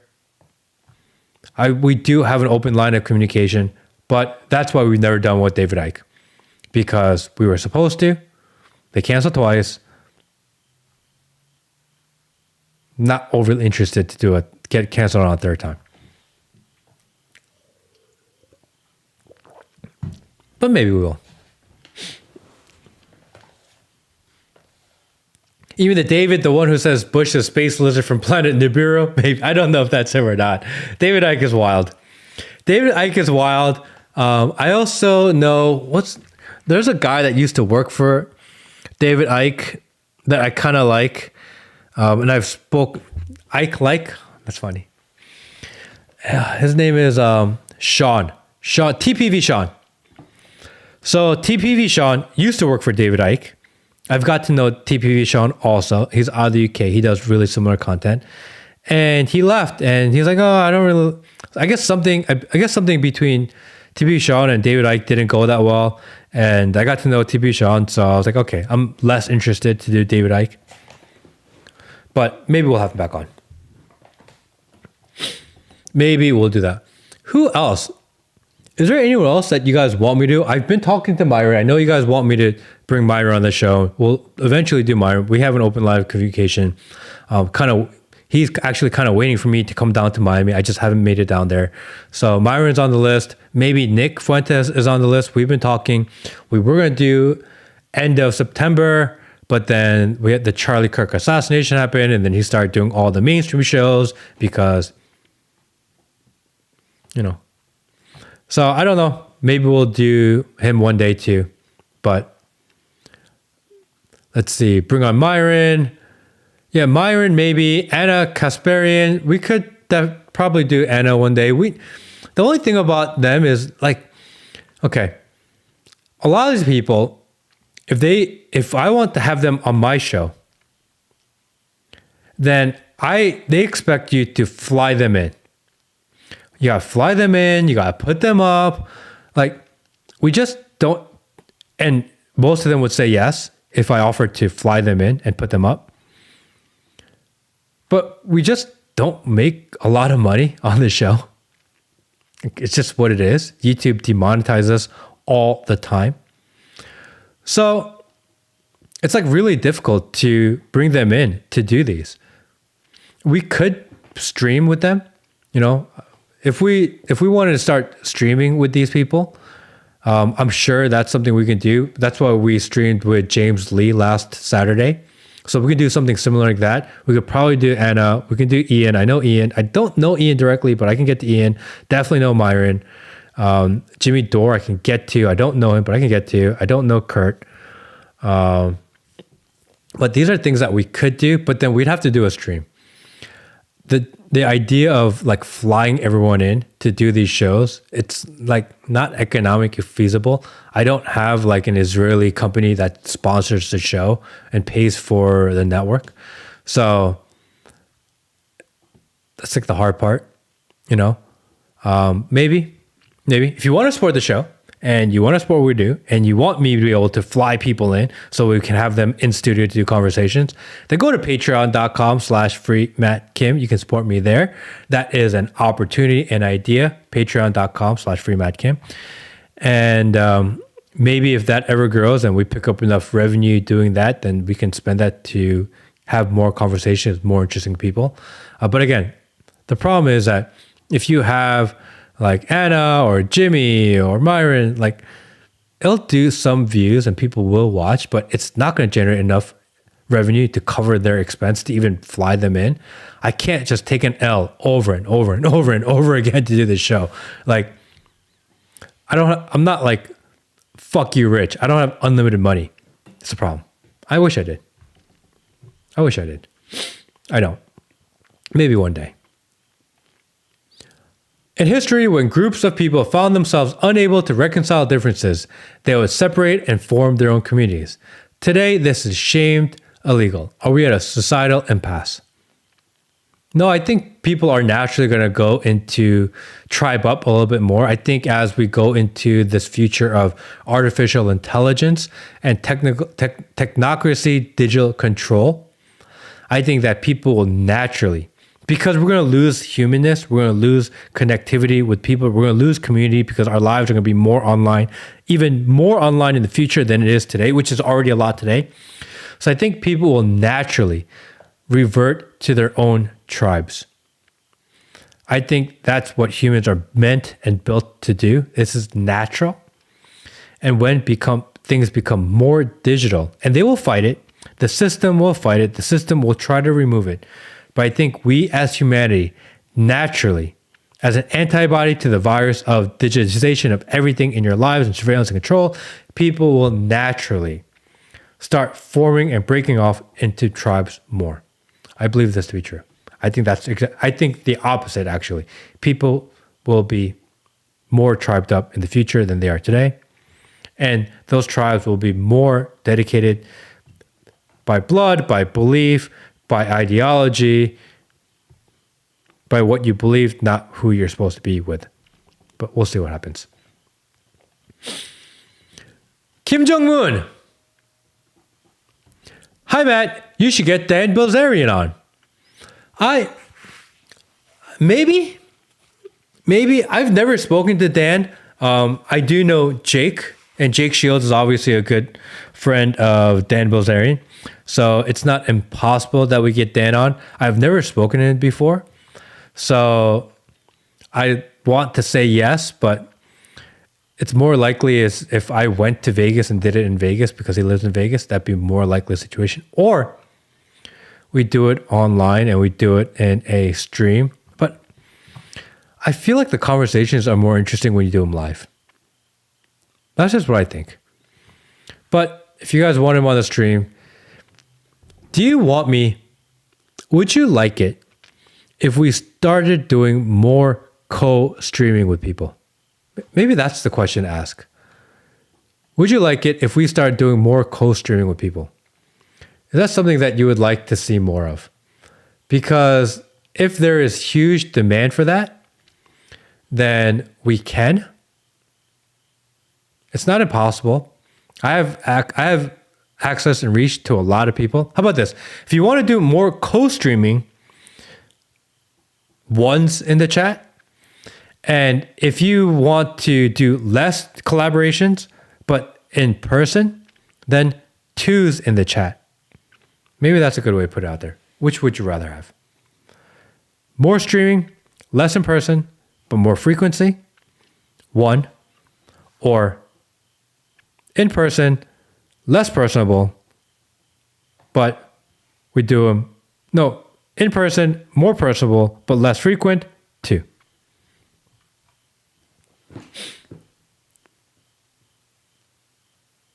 Keep it as simple as possible. Go streaming cheaper, only quality people.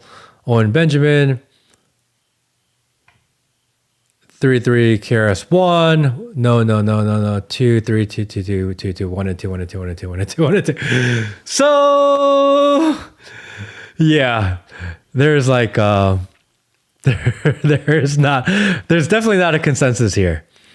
But we will try. I see a lot of ones. I think because we're in a stream, I think the people that are watching the stream like the stream. So obviously this would be a skewed data set. But we'll try to figure it out.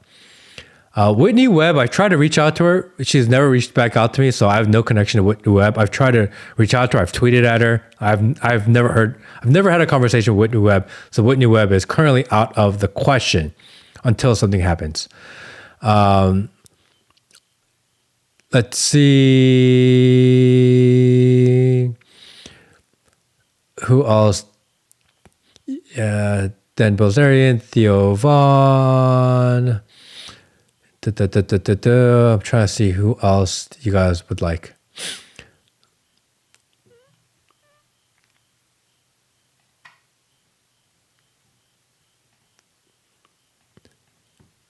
Yeah, I like in person so much better, especially on audio, cutting out zoning. Yeah, that's the problem with streaming.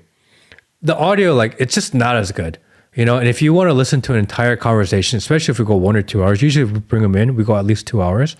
Like, people just want to like put them on their ears and like just listen throughout the day. It's really hard to do when you stream. So we will try. Ken O'Keefe has reached out too. Ken O'Keefe also reached out. He asked me if he could come on this show and do the pod. But I think he's in Europe somewhere. And he wanted me to fly him out and put him up too.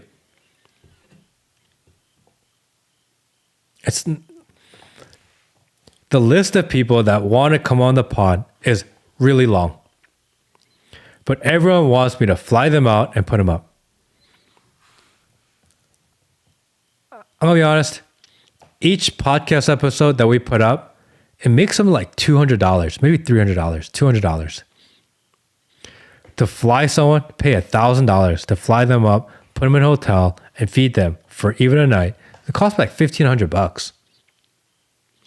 I can't lose $1,200, $1,300 every single time I want to interview somebody. Like the math ain't mathin', but everyone wants to do it. So if you want to support the show, patreon.com/free-Matt-Kim, or I don't know. There are other ways.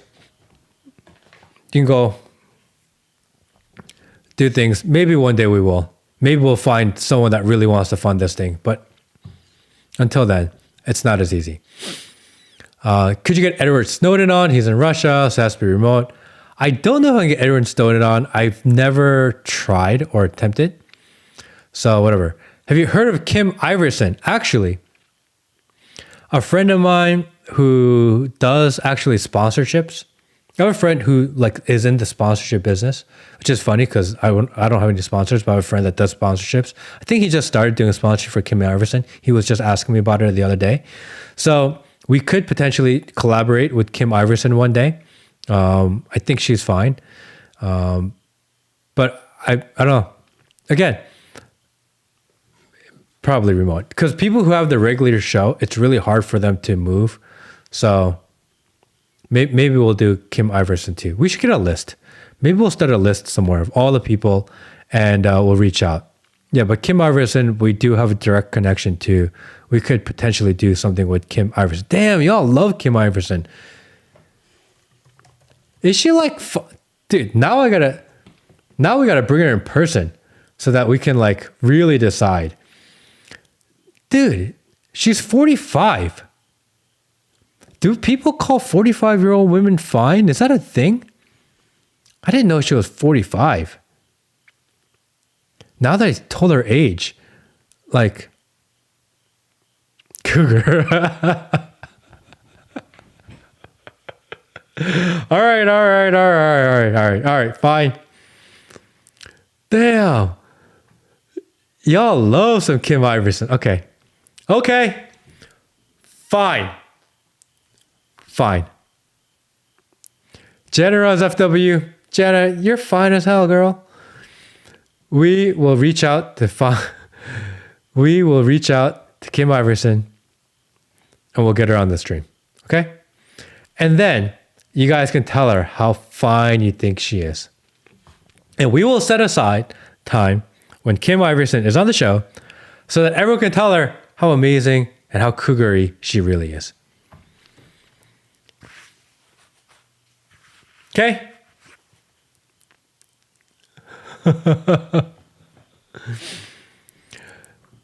We will get her on the show. We'll add her to the list. We'll start a list of people that we think should be on the show, and we will add her. Okay, fine. Okay, wow. Everyone wants Kim Iverson on. Fine. We'll have Kim Iverson on the show. Okay? We will have Kim Iverson on the show. We will make it happen.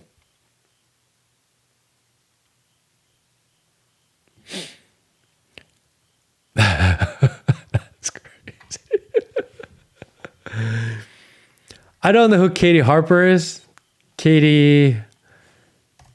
Okay, next time, by next stream, I'm going to figure out how to live stream so that we can put her on. I don't know who this girl is. She just looks like, I don't know anything about this.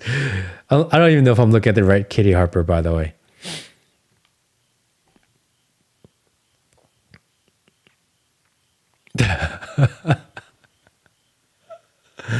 Only bring on cougars. Okay. We will look for the cougars and we'll bring all the cougars on and we'll see what we can do.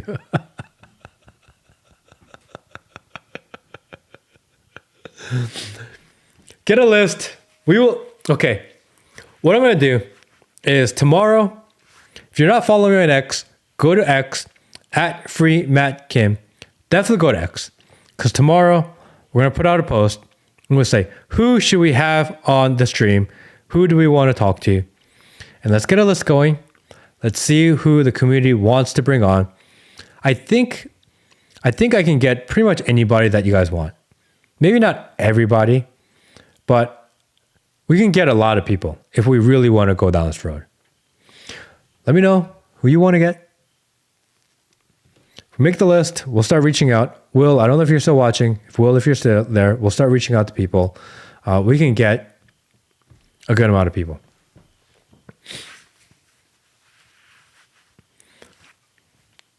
I'm not signing up for X, sign up for Patreon. Yes, how about that? Go to Patreon. We will put up the poll on Patreon also. If you want to support the pod, definitely support the pod. If you want to jump in as a free member of Patreon, definitely do that too. We'll put it up and we'll say, who should we have on next? And we will start reaching out to the people that you guys want to have on. Kim Iverson, I think is very doable, etc. Let's see here. Bevos, I missed a couple of things. I found them. Is the world too far gone to return to the gold standard? We all know that Africa has enough to dethrone America. I think that there are going to be parallel economies going in the world. I think that obviously there is this digitization of currency going on. There is this push for central banking digital currencies. The United States can have their own. China's going to have their own. Every country in the world is trying to set up their own central banking digital currency. There is going to be an alternate reality of people that living in a parallel universe to the kind of digital world, and they will continue to trade in gold. The only problem is that trading in gold, because most people that trade in gold, the gold standard, I think, will go away. People trading in physical gold will happen. The only problem with that is that physical gold, you have to actually be with people, and I think that's a problem.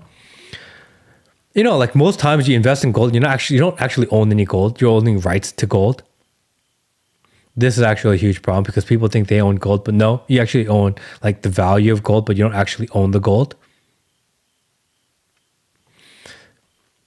If shit ever hits the fan, there's two currencies. There are two things that will be the major trading currencies. If shit ever hits a fan, then we go into a blackout world and people are disconnected. Ammunition and gold. I'm a believer in having both, just in case things ever go bad. Going back to the gold standard, where the whole world goes back to gold standard, no. Because it is antithesis to their goal of a digital future. And they can't control it, and they can't print whenever they want. They have to actually like house it, and they have to be able to prove it. People want to see it, it's going to be a problem.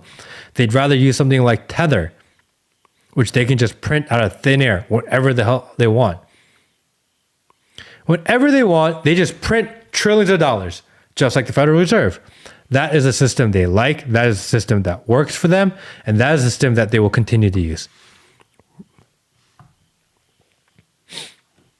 Since the Industrial Revolution, people have only ever migrated for work in search for a better life. It doesn't seem culture is a top 5 reason.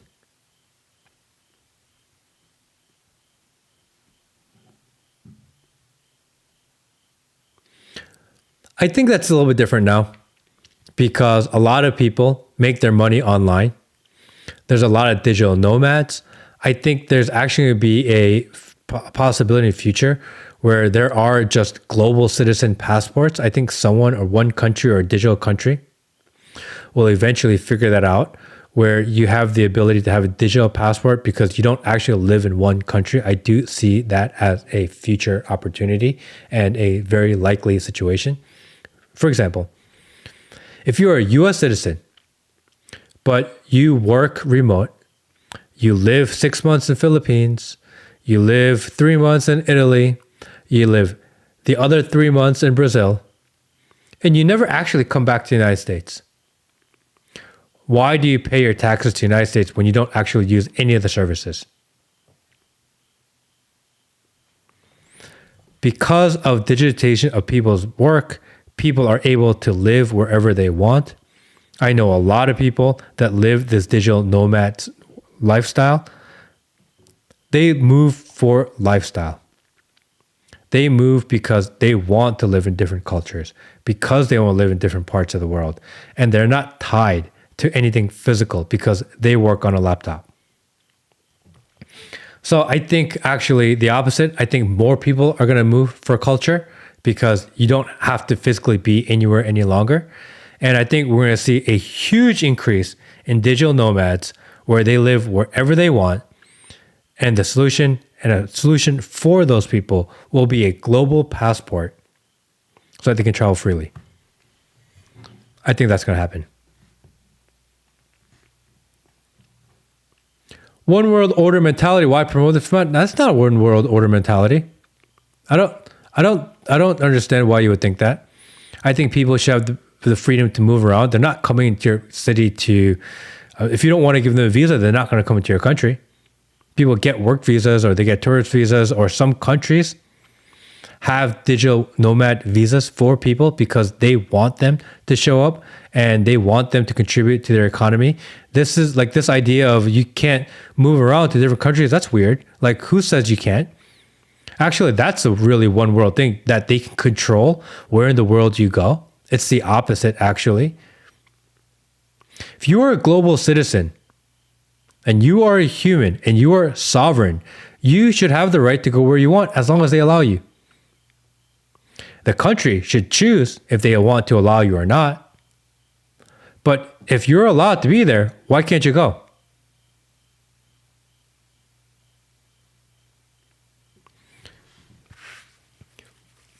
This idea that the governments of the world can limit you and your ability to move, it's kind of crazy. You should be able to move around. Go to other countries. Actually, that's the best advice I can give to anybody. Keep the stars where they are, I agree. If you are someone that is really starting to question the world, if you are really starting to, what is really going on here? Is the United States really what they tell me it is? Can I get some context of how really the world operates? The United States is 300 million people. There are 8 billion people in the world. How does the majority of the world live? If you're curious, am I being propagandized by my own government? If you're curious, like, you got to travel. You got to see the world. I've been all over the world. Without traveling and without living in other cultures, you don't actually understand or see the problems of your own culture. It's impossible. You gotta go out. Go see the other world. Go see places that they say are bad. You know, they'll be like, oh, China's the worst and they're so communist. Dude, go to China. I think you'll be really surprised. Like, yes, is it like, do they monitor everyone? Yeah, but you know that going in there. Everyone in China knows they're being monitored. But what's it like? Aren't you curious?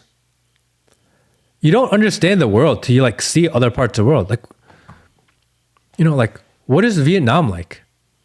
You know, there was this whole Vietnam War that demolished the country. Actually, aren't you curious what happened to it, by the way? Because the United States lost that war. The communists won that war. And you're like, well, yeah, Vietnam sucks because America lost. And of course they, you know, like, there's no way that the communists won. But then you go to Vietnam, you're like,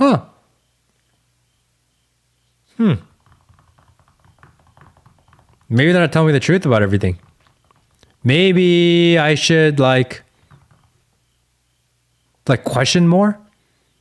Maybe this whole idea that this American imperialistic idea, like, this experiment doesn't work in all countries, and that each country should be individual to that country.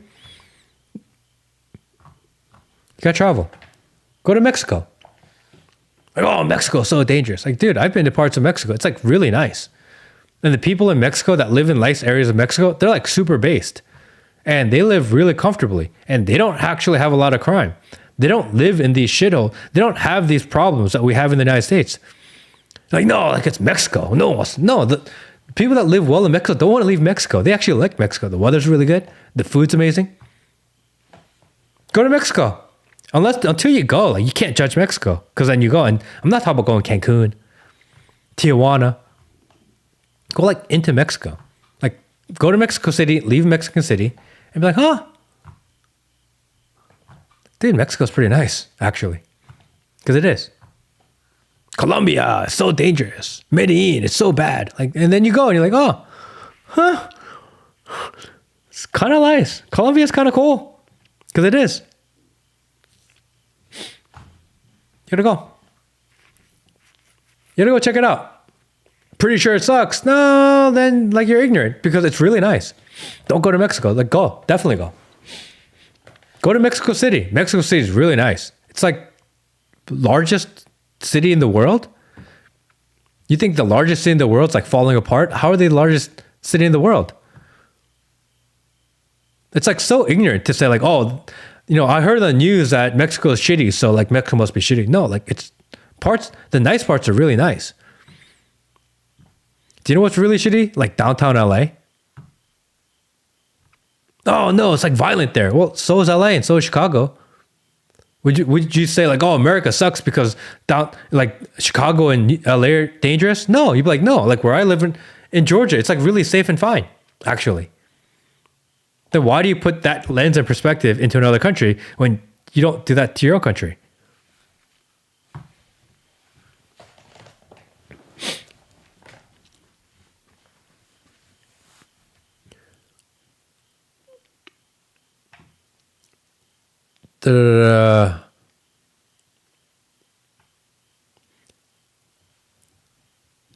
Notice America always Yellow Knight podcast.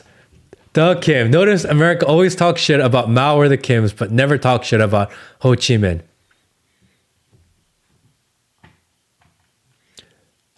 Vietnam, they figured it out. They figured out how to do it on their own. And it may give them a little bit slower start, but their economy is growing. Their technology is getting better. People's quality of living is increasing. Yeah, it was bad for a while, but they had the right to figure it out on their own because they kicked everyone out of taking over their country. It's like what I see with Palestine, for example. There's this idea, there's this like Zionist and right-wing idea that the United States and Israel has to go into Palestine, has to rebuild Palestine because it is horrible that Palestinians live in a war-ravaged country. It's not right. It's not humane. We need to go fix it for them. It's like, no. Let the Palestinians fix their own country. They will figure it out on their own, like every people group eventually does. It may not happen in the timeline that you want. It may take them 20 years, 30 years, 40 years, 50 years, but they want to do it. They want to rebuild their own country. Let them rebuild their own country. Because the greatest example of that is Vietnam. Kicked everyone out.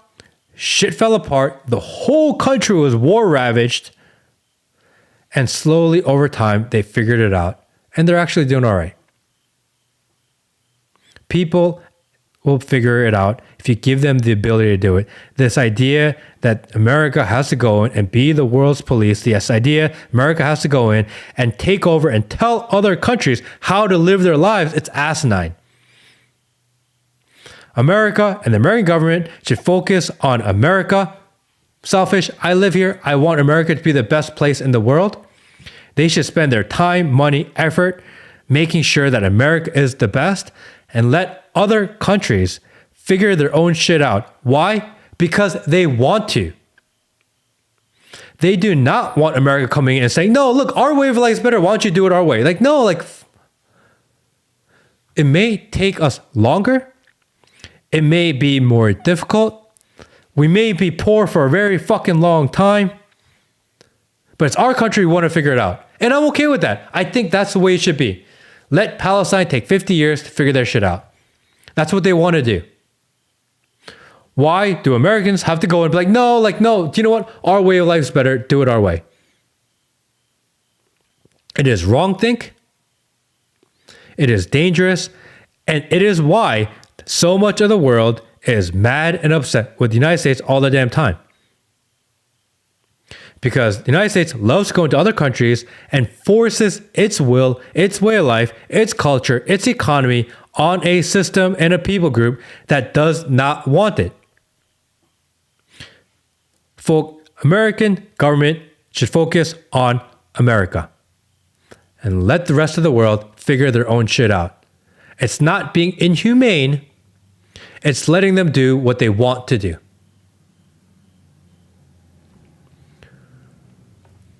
Exporting democracy is what we do, but except we never export democracy. Every time we export democracy, we prop up a dictator. Every time we go into a country and we say, this is for democracy, we leave with a dictator in place. We don't want democracy because we don't want the people in that country to make their own decisions. We want to put someone in place that will align with what we want them to do, and we do not want the local population to have any say. It is authoritarian. It is wrong. It's what we want to do in Palestine. I adamantly disagree with this. I think America should focus on America. It may work for America, and I would argue it's not even really working here, by the way. But it may work kind of for America, but it doesn't mean it works for other countries. We've learned that through history time and time and time again. I don't know why we keep on forcing our views and ideologies on people that don't want it.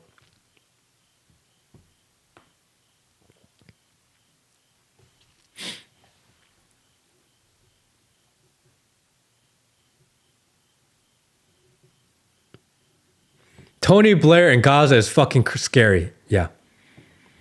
They want to put Tony Blair in charge of this Gaza business project to rebuild Gaza and the Gaza Riviera. Do you guys also know, because we've talked about this digital ID in UK, did you know that Tony Blair's son owns the company? It's called Metaverse. Tony Blair's son owns the company that is going to be rolling out the digital ID of UK. Somehow, through all the shuffle and chaos, we're starting to see the field level out. We're starting to see who the new globalist players that are in charge are. The ones that are going to go from fuck you rich to even fuck you are rich. Larry Ellison, Elon Musk, of course, they're up top of the food chain. Throw in a Sam Altman. He's doing well. Tony Blair kind of came out of nowhere. Tony Blair and his family, they've made a comeback. The Trumps, of course the Trumps. The Trumps are going to get they're already so filthy rich. Oh, we don't make money off the presidency. They are so ridiculously rich. And they just keep on peddling more. They're like, did you see Eric Trump out there trying to sell his book and shill his book? You have a book that was probably written by AI,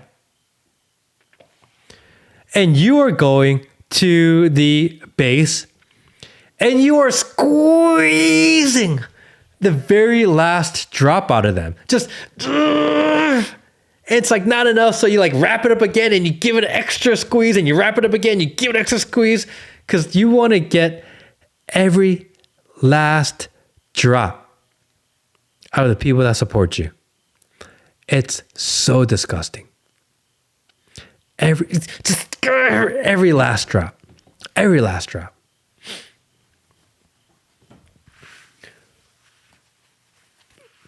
Digital ID is a mess. I just saw in the news today that the EU will now require, starting 2026, that all US citizens that go into EU have to sign up for the biometric digital ID in order to get into EU.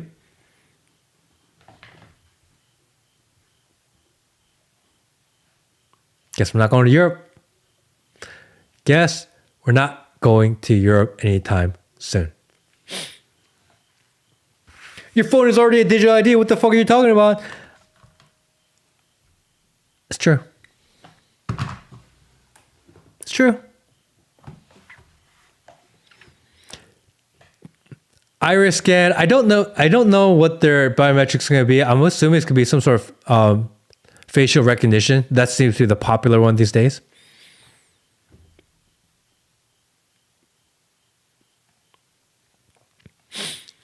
I'm cool with everyone handling their own business, but if we're going to be forced to pay for everything everywhere regardless, then we may as well have a controlling say in what goes down. No. Stop paying for other people's shit and get out. We've talked about this already. This idea of being the world's police and getting involved in everyone's affairs is a Teddy Roosevelt idea. At the same time that they came up with the idea for the Federal Reserve, the same time that they came out with the idea of training all Christians to become dispensationalists. I think I fucking said that wrong. Word wrong. This whole idea of world police, it's not a good thing.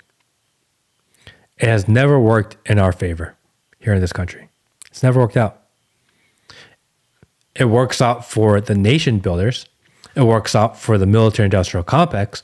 It works out for the billionaires. It works out for everybody.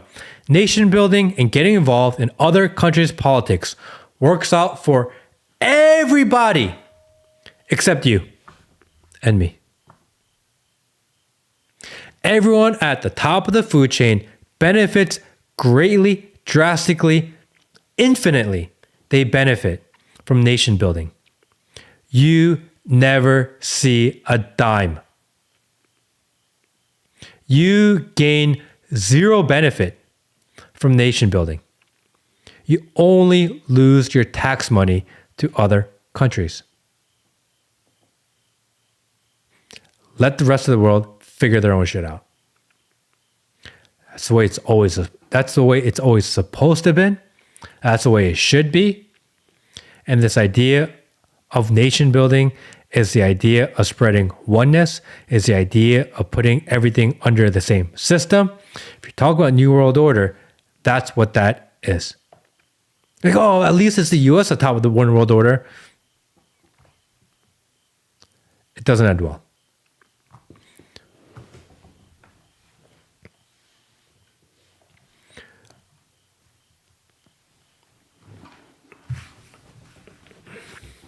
If we're not footing the bill, then I'm cool. We're always footing the bill.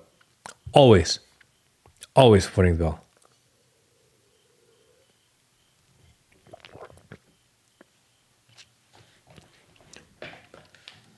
Dude, just start a ChatGPT conversation about how to do better than this shit. If you go on to Kim Iverson, Sabby Sabs, and Dude Dissidents, you pick up a ton more followers. The audience is very curious and friendly. We've been footing the bill since the Civil War Yellow Knight podcast.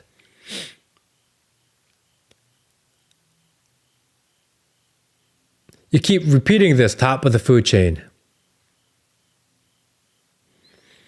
You want me to tell you that life is better? You want me to tell you that the decisions made by the people that we vote into power, the people that we consider to be our leadership, you want me to tell you that their decisions actually improve your life? Is that what you want to hear? Is that what you want to hear? Because I'd be lying to you. That's crazy. Oh, you talk about the top of the food chain too much. You talk about the leadership too much.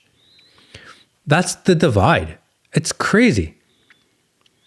When you talk about the other side, you're not talking about people that are politically or ideologically different than you or have different religion than you. We're not talking about people that look different than you. We're talking about people that rule us. Because the gap between the ruling class and everybody else, which is us, it's going to get even wider. Already today, we can't catch them. the next 5 years, with the emergence of surveillance, digital IDs, and tracking, and AI, and controlling everything that you see, read, hear, this gap is going to be astronomically, exponentially bigger than anything we've ever experienced before. There's no point in being mad at your neighbor. There's no point in being mad at someone that votes different than you. There's no point in being mad at someone that eats different food than you. It's like ridiculous. It's not your enemy. It's us versus them, and them is the entirety of humanity. Eventually you figure it out. Eventually you realize that actually the person that you think you hate, they're actually not your enemy. Once you figure that out, life looks different. What if they eat with their hands? If you eat with your hand, it's okay. If you eat with one hand and wipe with the other, I have a problem with that.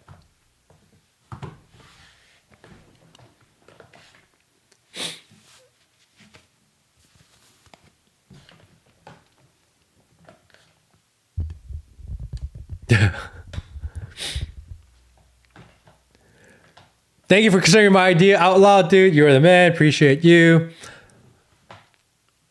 I can't afford my property tax. They went up so much. There's a huge problem for older people on Social Security and disability. I agree. You know,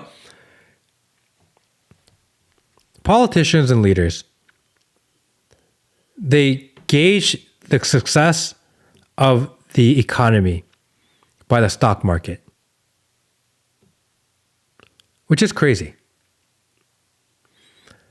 They're like, oh, the economy is good. The stock market went up. I'm going to my local restaurant. It's like fucking empty.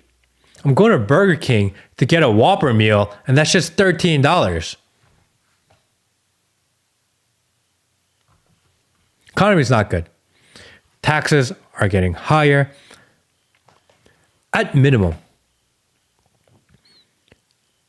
I was really bullish on this Trump presidency 1 year ago.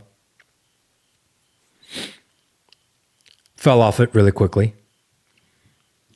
I thought that at the end of the day, at minimum, he'd at least have a plan for the economy. If Trump comes into power and he fixes the economy, at least he did something. At least he did something. Maybe we're going this dystopian future. Maybe there's nothing we can do to stop it. But at least if we had a little bit of money, then people are like, all right, fine. Give me your digital ID. Life is good. They didn't even do that. They're like, no, we're going to force the dystopian future on you. We're going to spend all of our money on AI in an AI bubble that's inflated probably 1,000x too much. We're going to take all your tax dollars and put them in data centers so we can track you with those data centers. We're going to invest in all the surveillance equipment. We're going to start more wars. And you're going to be poor and you're going to like it. And you're like, what the fuck just happened? At least put some change in our pockets. But no. They're fucking humiliating us. They're taking all your money, putting them in all these. The whole point of it is to prop up a bubble inflated economy. Make sure that the stock market is high. You can't let the AI stocks crash because the AI stocks and the tech stocks are such a big portion of the economy and the stock market. And if they find out the grift is in, what if the stocks fall? What if the economy is bad? They're going to know the truth. Let's just tell them they're poor, but tell them they're rich. How about that? How about we just keep them poor, but we'll just tell them that they're not poor, and then maybe they'll believe us. Dude, I'm not poor. I feel fucking poor. We are literally... I did not used to look at my receipt after a grocery store. And yes, that seems like such a, we buy groceries and we come home because It'll be fine. I can't stop looking at my receipt after we go to the grocery store. I'm like, what the fuck? How do we spend $180? We didn't buy shit.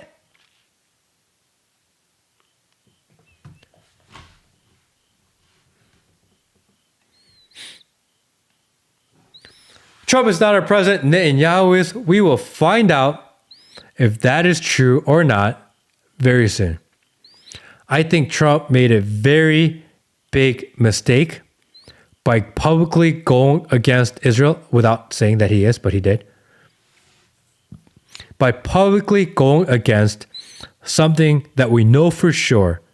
Talk about the Gaza peace deal. By going with something that we know that they won't agree to, Israel won't agree to, he's put himself in a really bad spot. Another theory. If you missed the beginning, we went to theories. Either that or he knows that Israel is going to renege on this deal. Trump's going to tell you that you're crazy, that you ever thought it was done, and just going to pretend like it never happened. And then people are going to get so mad, so pissed, blame Israel, and then they're just going to go after people because there's even more people mad at Israel. Maybe the whole entire, we got this peace deal in Gaza. The whole thing is actually a honeypot. Maybe the whole thing's a setup, actually. Knowing damn well that Israel will not fulfill their side of the agreement, knowing damn well that this whole entire agreement will fall apart, knowing damn well that the people that are noticing will get even more pissed off because the thing falls apart, will get more mad at Trump, will call him more a patsy of the Israeli government, will go after him being, no, Trump's not in charge, Bibi's in charge, and then he's going to go out and he'll be like, oh, look at you guys, all domestic terrorists. Maybe that's the plan. That's not impossible. Maybe they did. Maybe they're totally fucking us.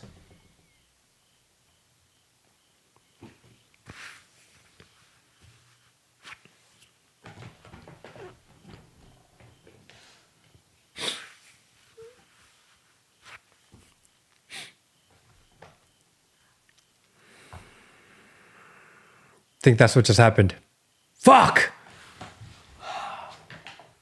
So we had these theories.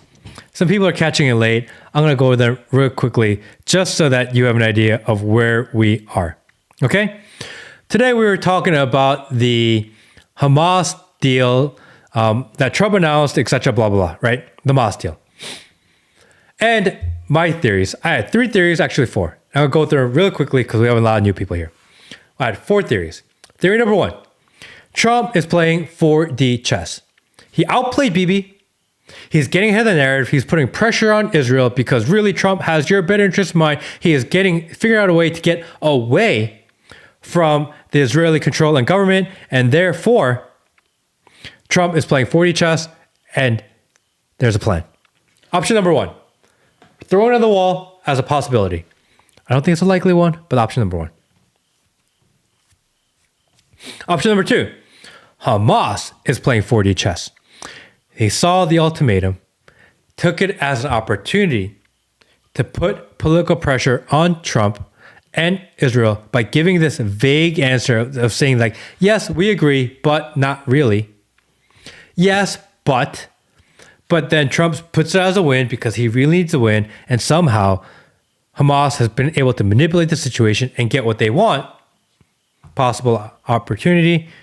Option number 2, throw on the wall. Number 3, Israel got what it really wanted, is to fully infiltrate the United States, get the university set up, get the propaganda machine going, take full control of the media and TikTok and all these different things that they've been doing that we've noticing over the last year. Set up the stage. Hey, things are getting really bad there. People are getting really pissed off. We're going to go back home. We're going to stop this war so people stop talking shit about us because we now have all of our pieces in place to execute our vision. We don't need to milk this October 7th narrative any longer. We're back off. And we just got by Israel. 4D chess. Option number 3. It's a possibility. Throw on the wall. Option number 4. They're all in this together. They're all in cahoots. Trump, Hamas, Israel. They see this opportunity to build new Gaza Riviera, to build their new data centers, to build the new hotels and resort and get all the oil on the coast and build the canal. And they're all going to cash in and make money together. And they just screwed everyone. Theory number 4. Throw it on the wall. New theory. Theory number 5. Which is now my kind of trending theory. Israel and Trump, they both know that this deal will never happen. They say it's going to happen anyway. Israel does what they do anyway, which is still continue to bomb Palestine.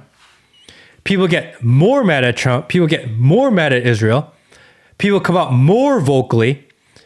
And they're like, huh, there's my anti-Semite domestic terrorists. They convince you to come out. And they put you out there. And they wrap us all up. And they put us on the list. And they got what they want, which is they get rid of all the dissenters. Option number 5. 1, Trump is playing 40 chess. 2, Hamas is playing 40 chess. Number 3, Israel is playing 40 chess. Number 4, they are all in it together. Number 5, the whole thing is show and theater just to fuck us.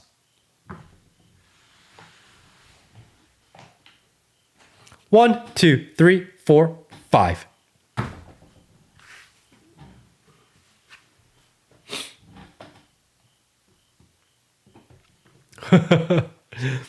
Four, 5, 5, 4.5. 5, 5.4. It's somewhere between 4 and 5. The world is a show. They know exactly what they're doing. They're going to get rich. They're all going to get rich. They're all going to take the land. They're all going to build the hotels. They're all going to get waterfront suites. They're all going to get their data. They're all going to get their surveillance mechanism. They're all going to get the oil. They're all going to pad their pockets. And they're going to fuck us. It is 4 and 5. Trick question. That is the right answer. It's 4 and 5. We're all fucked. But at the end of the day,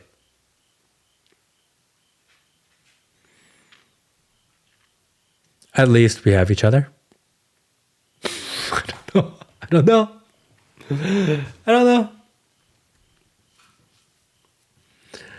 We're fucked, but it's not 4.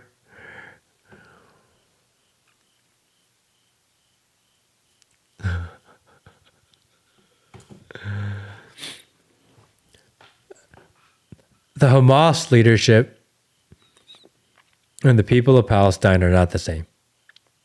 The Hamas leadership are chilling in Qatar. There are people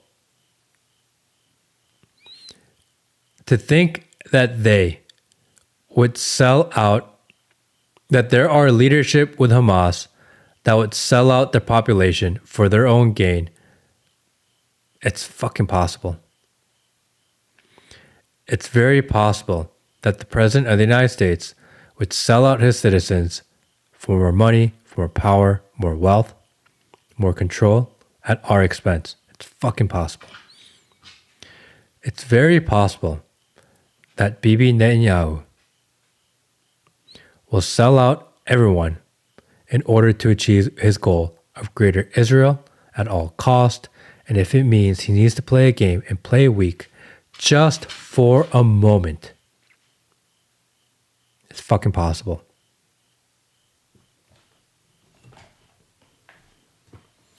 And it is very possible that they will take all those that notice too much.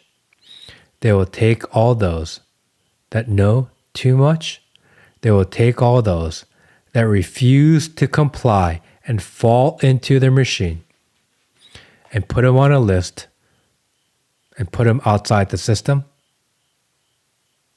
it's fucking possible.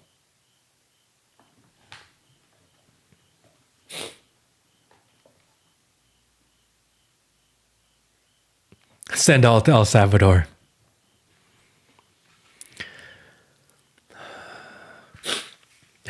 Chambo says, at least you guys have the Second Amendment. We in the UK have forks and knives. Damn. That's true. At least we have the Second Amendment. Matt, I always assumed you were part Jewish. Like, what about me looks Jewish? That's crazy.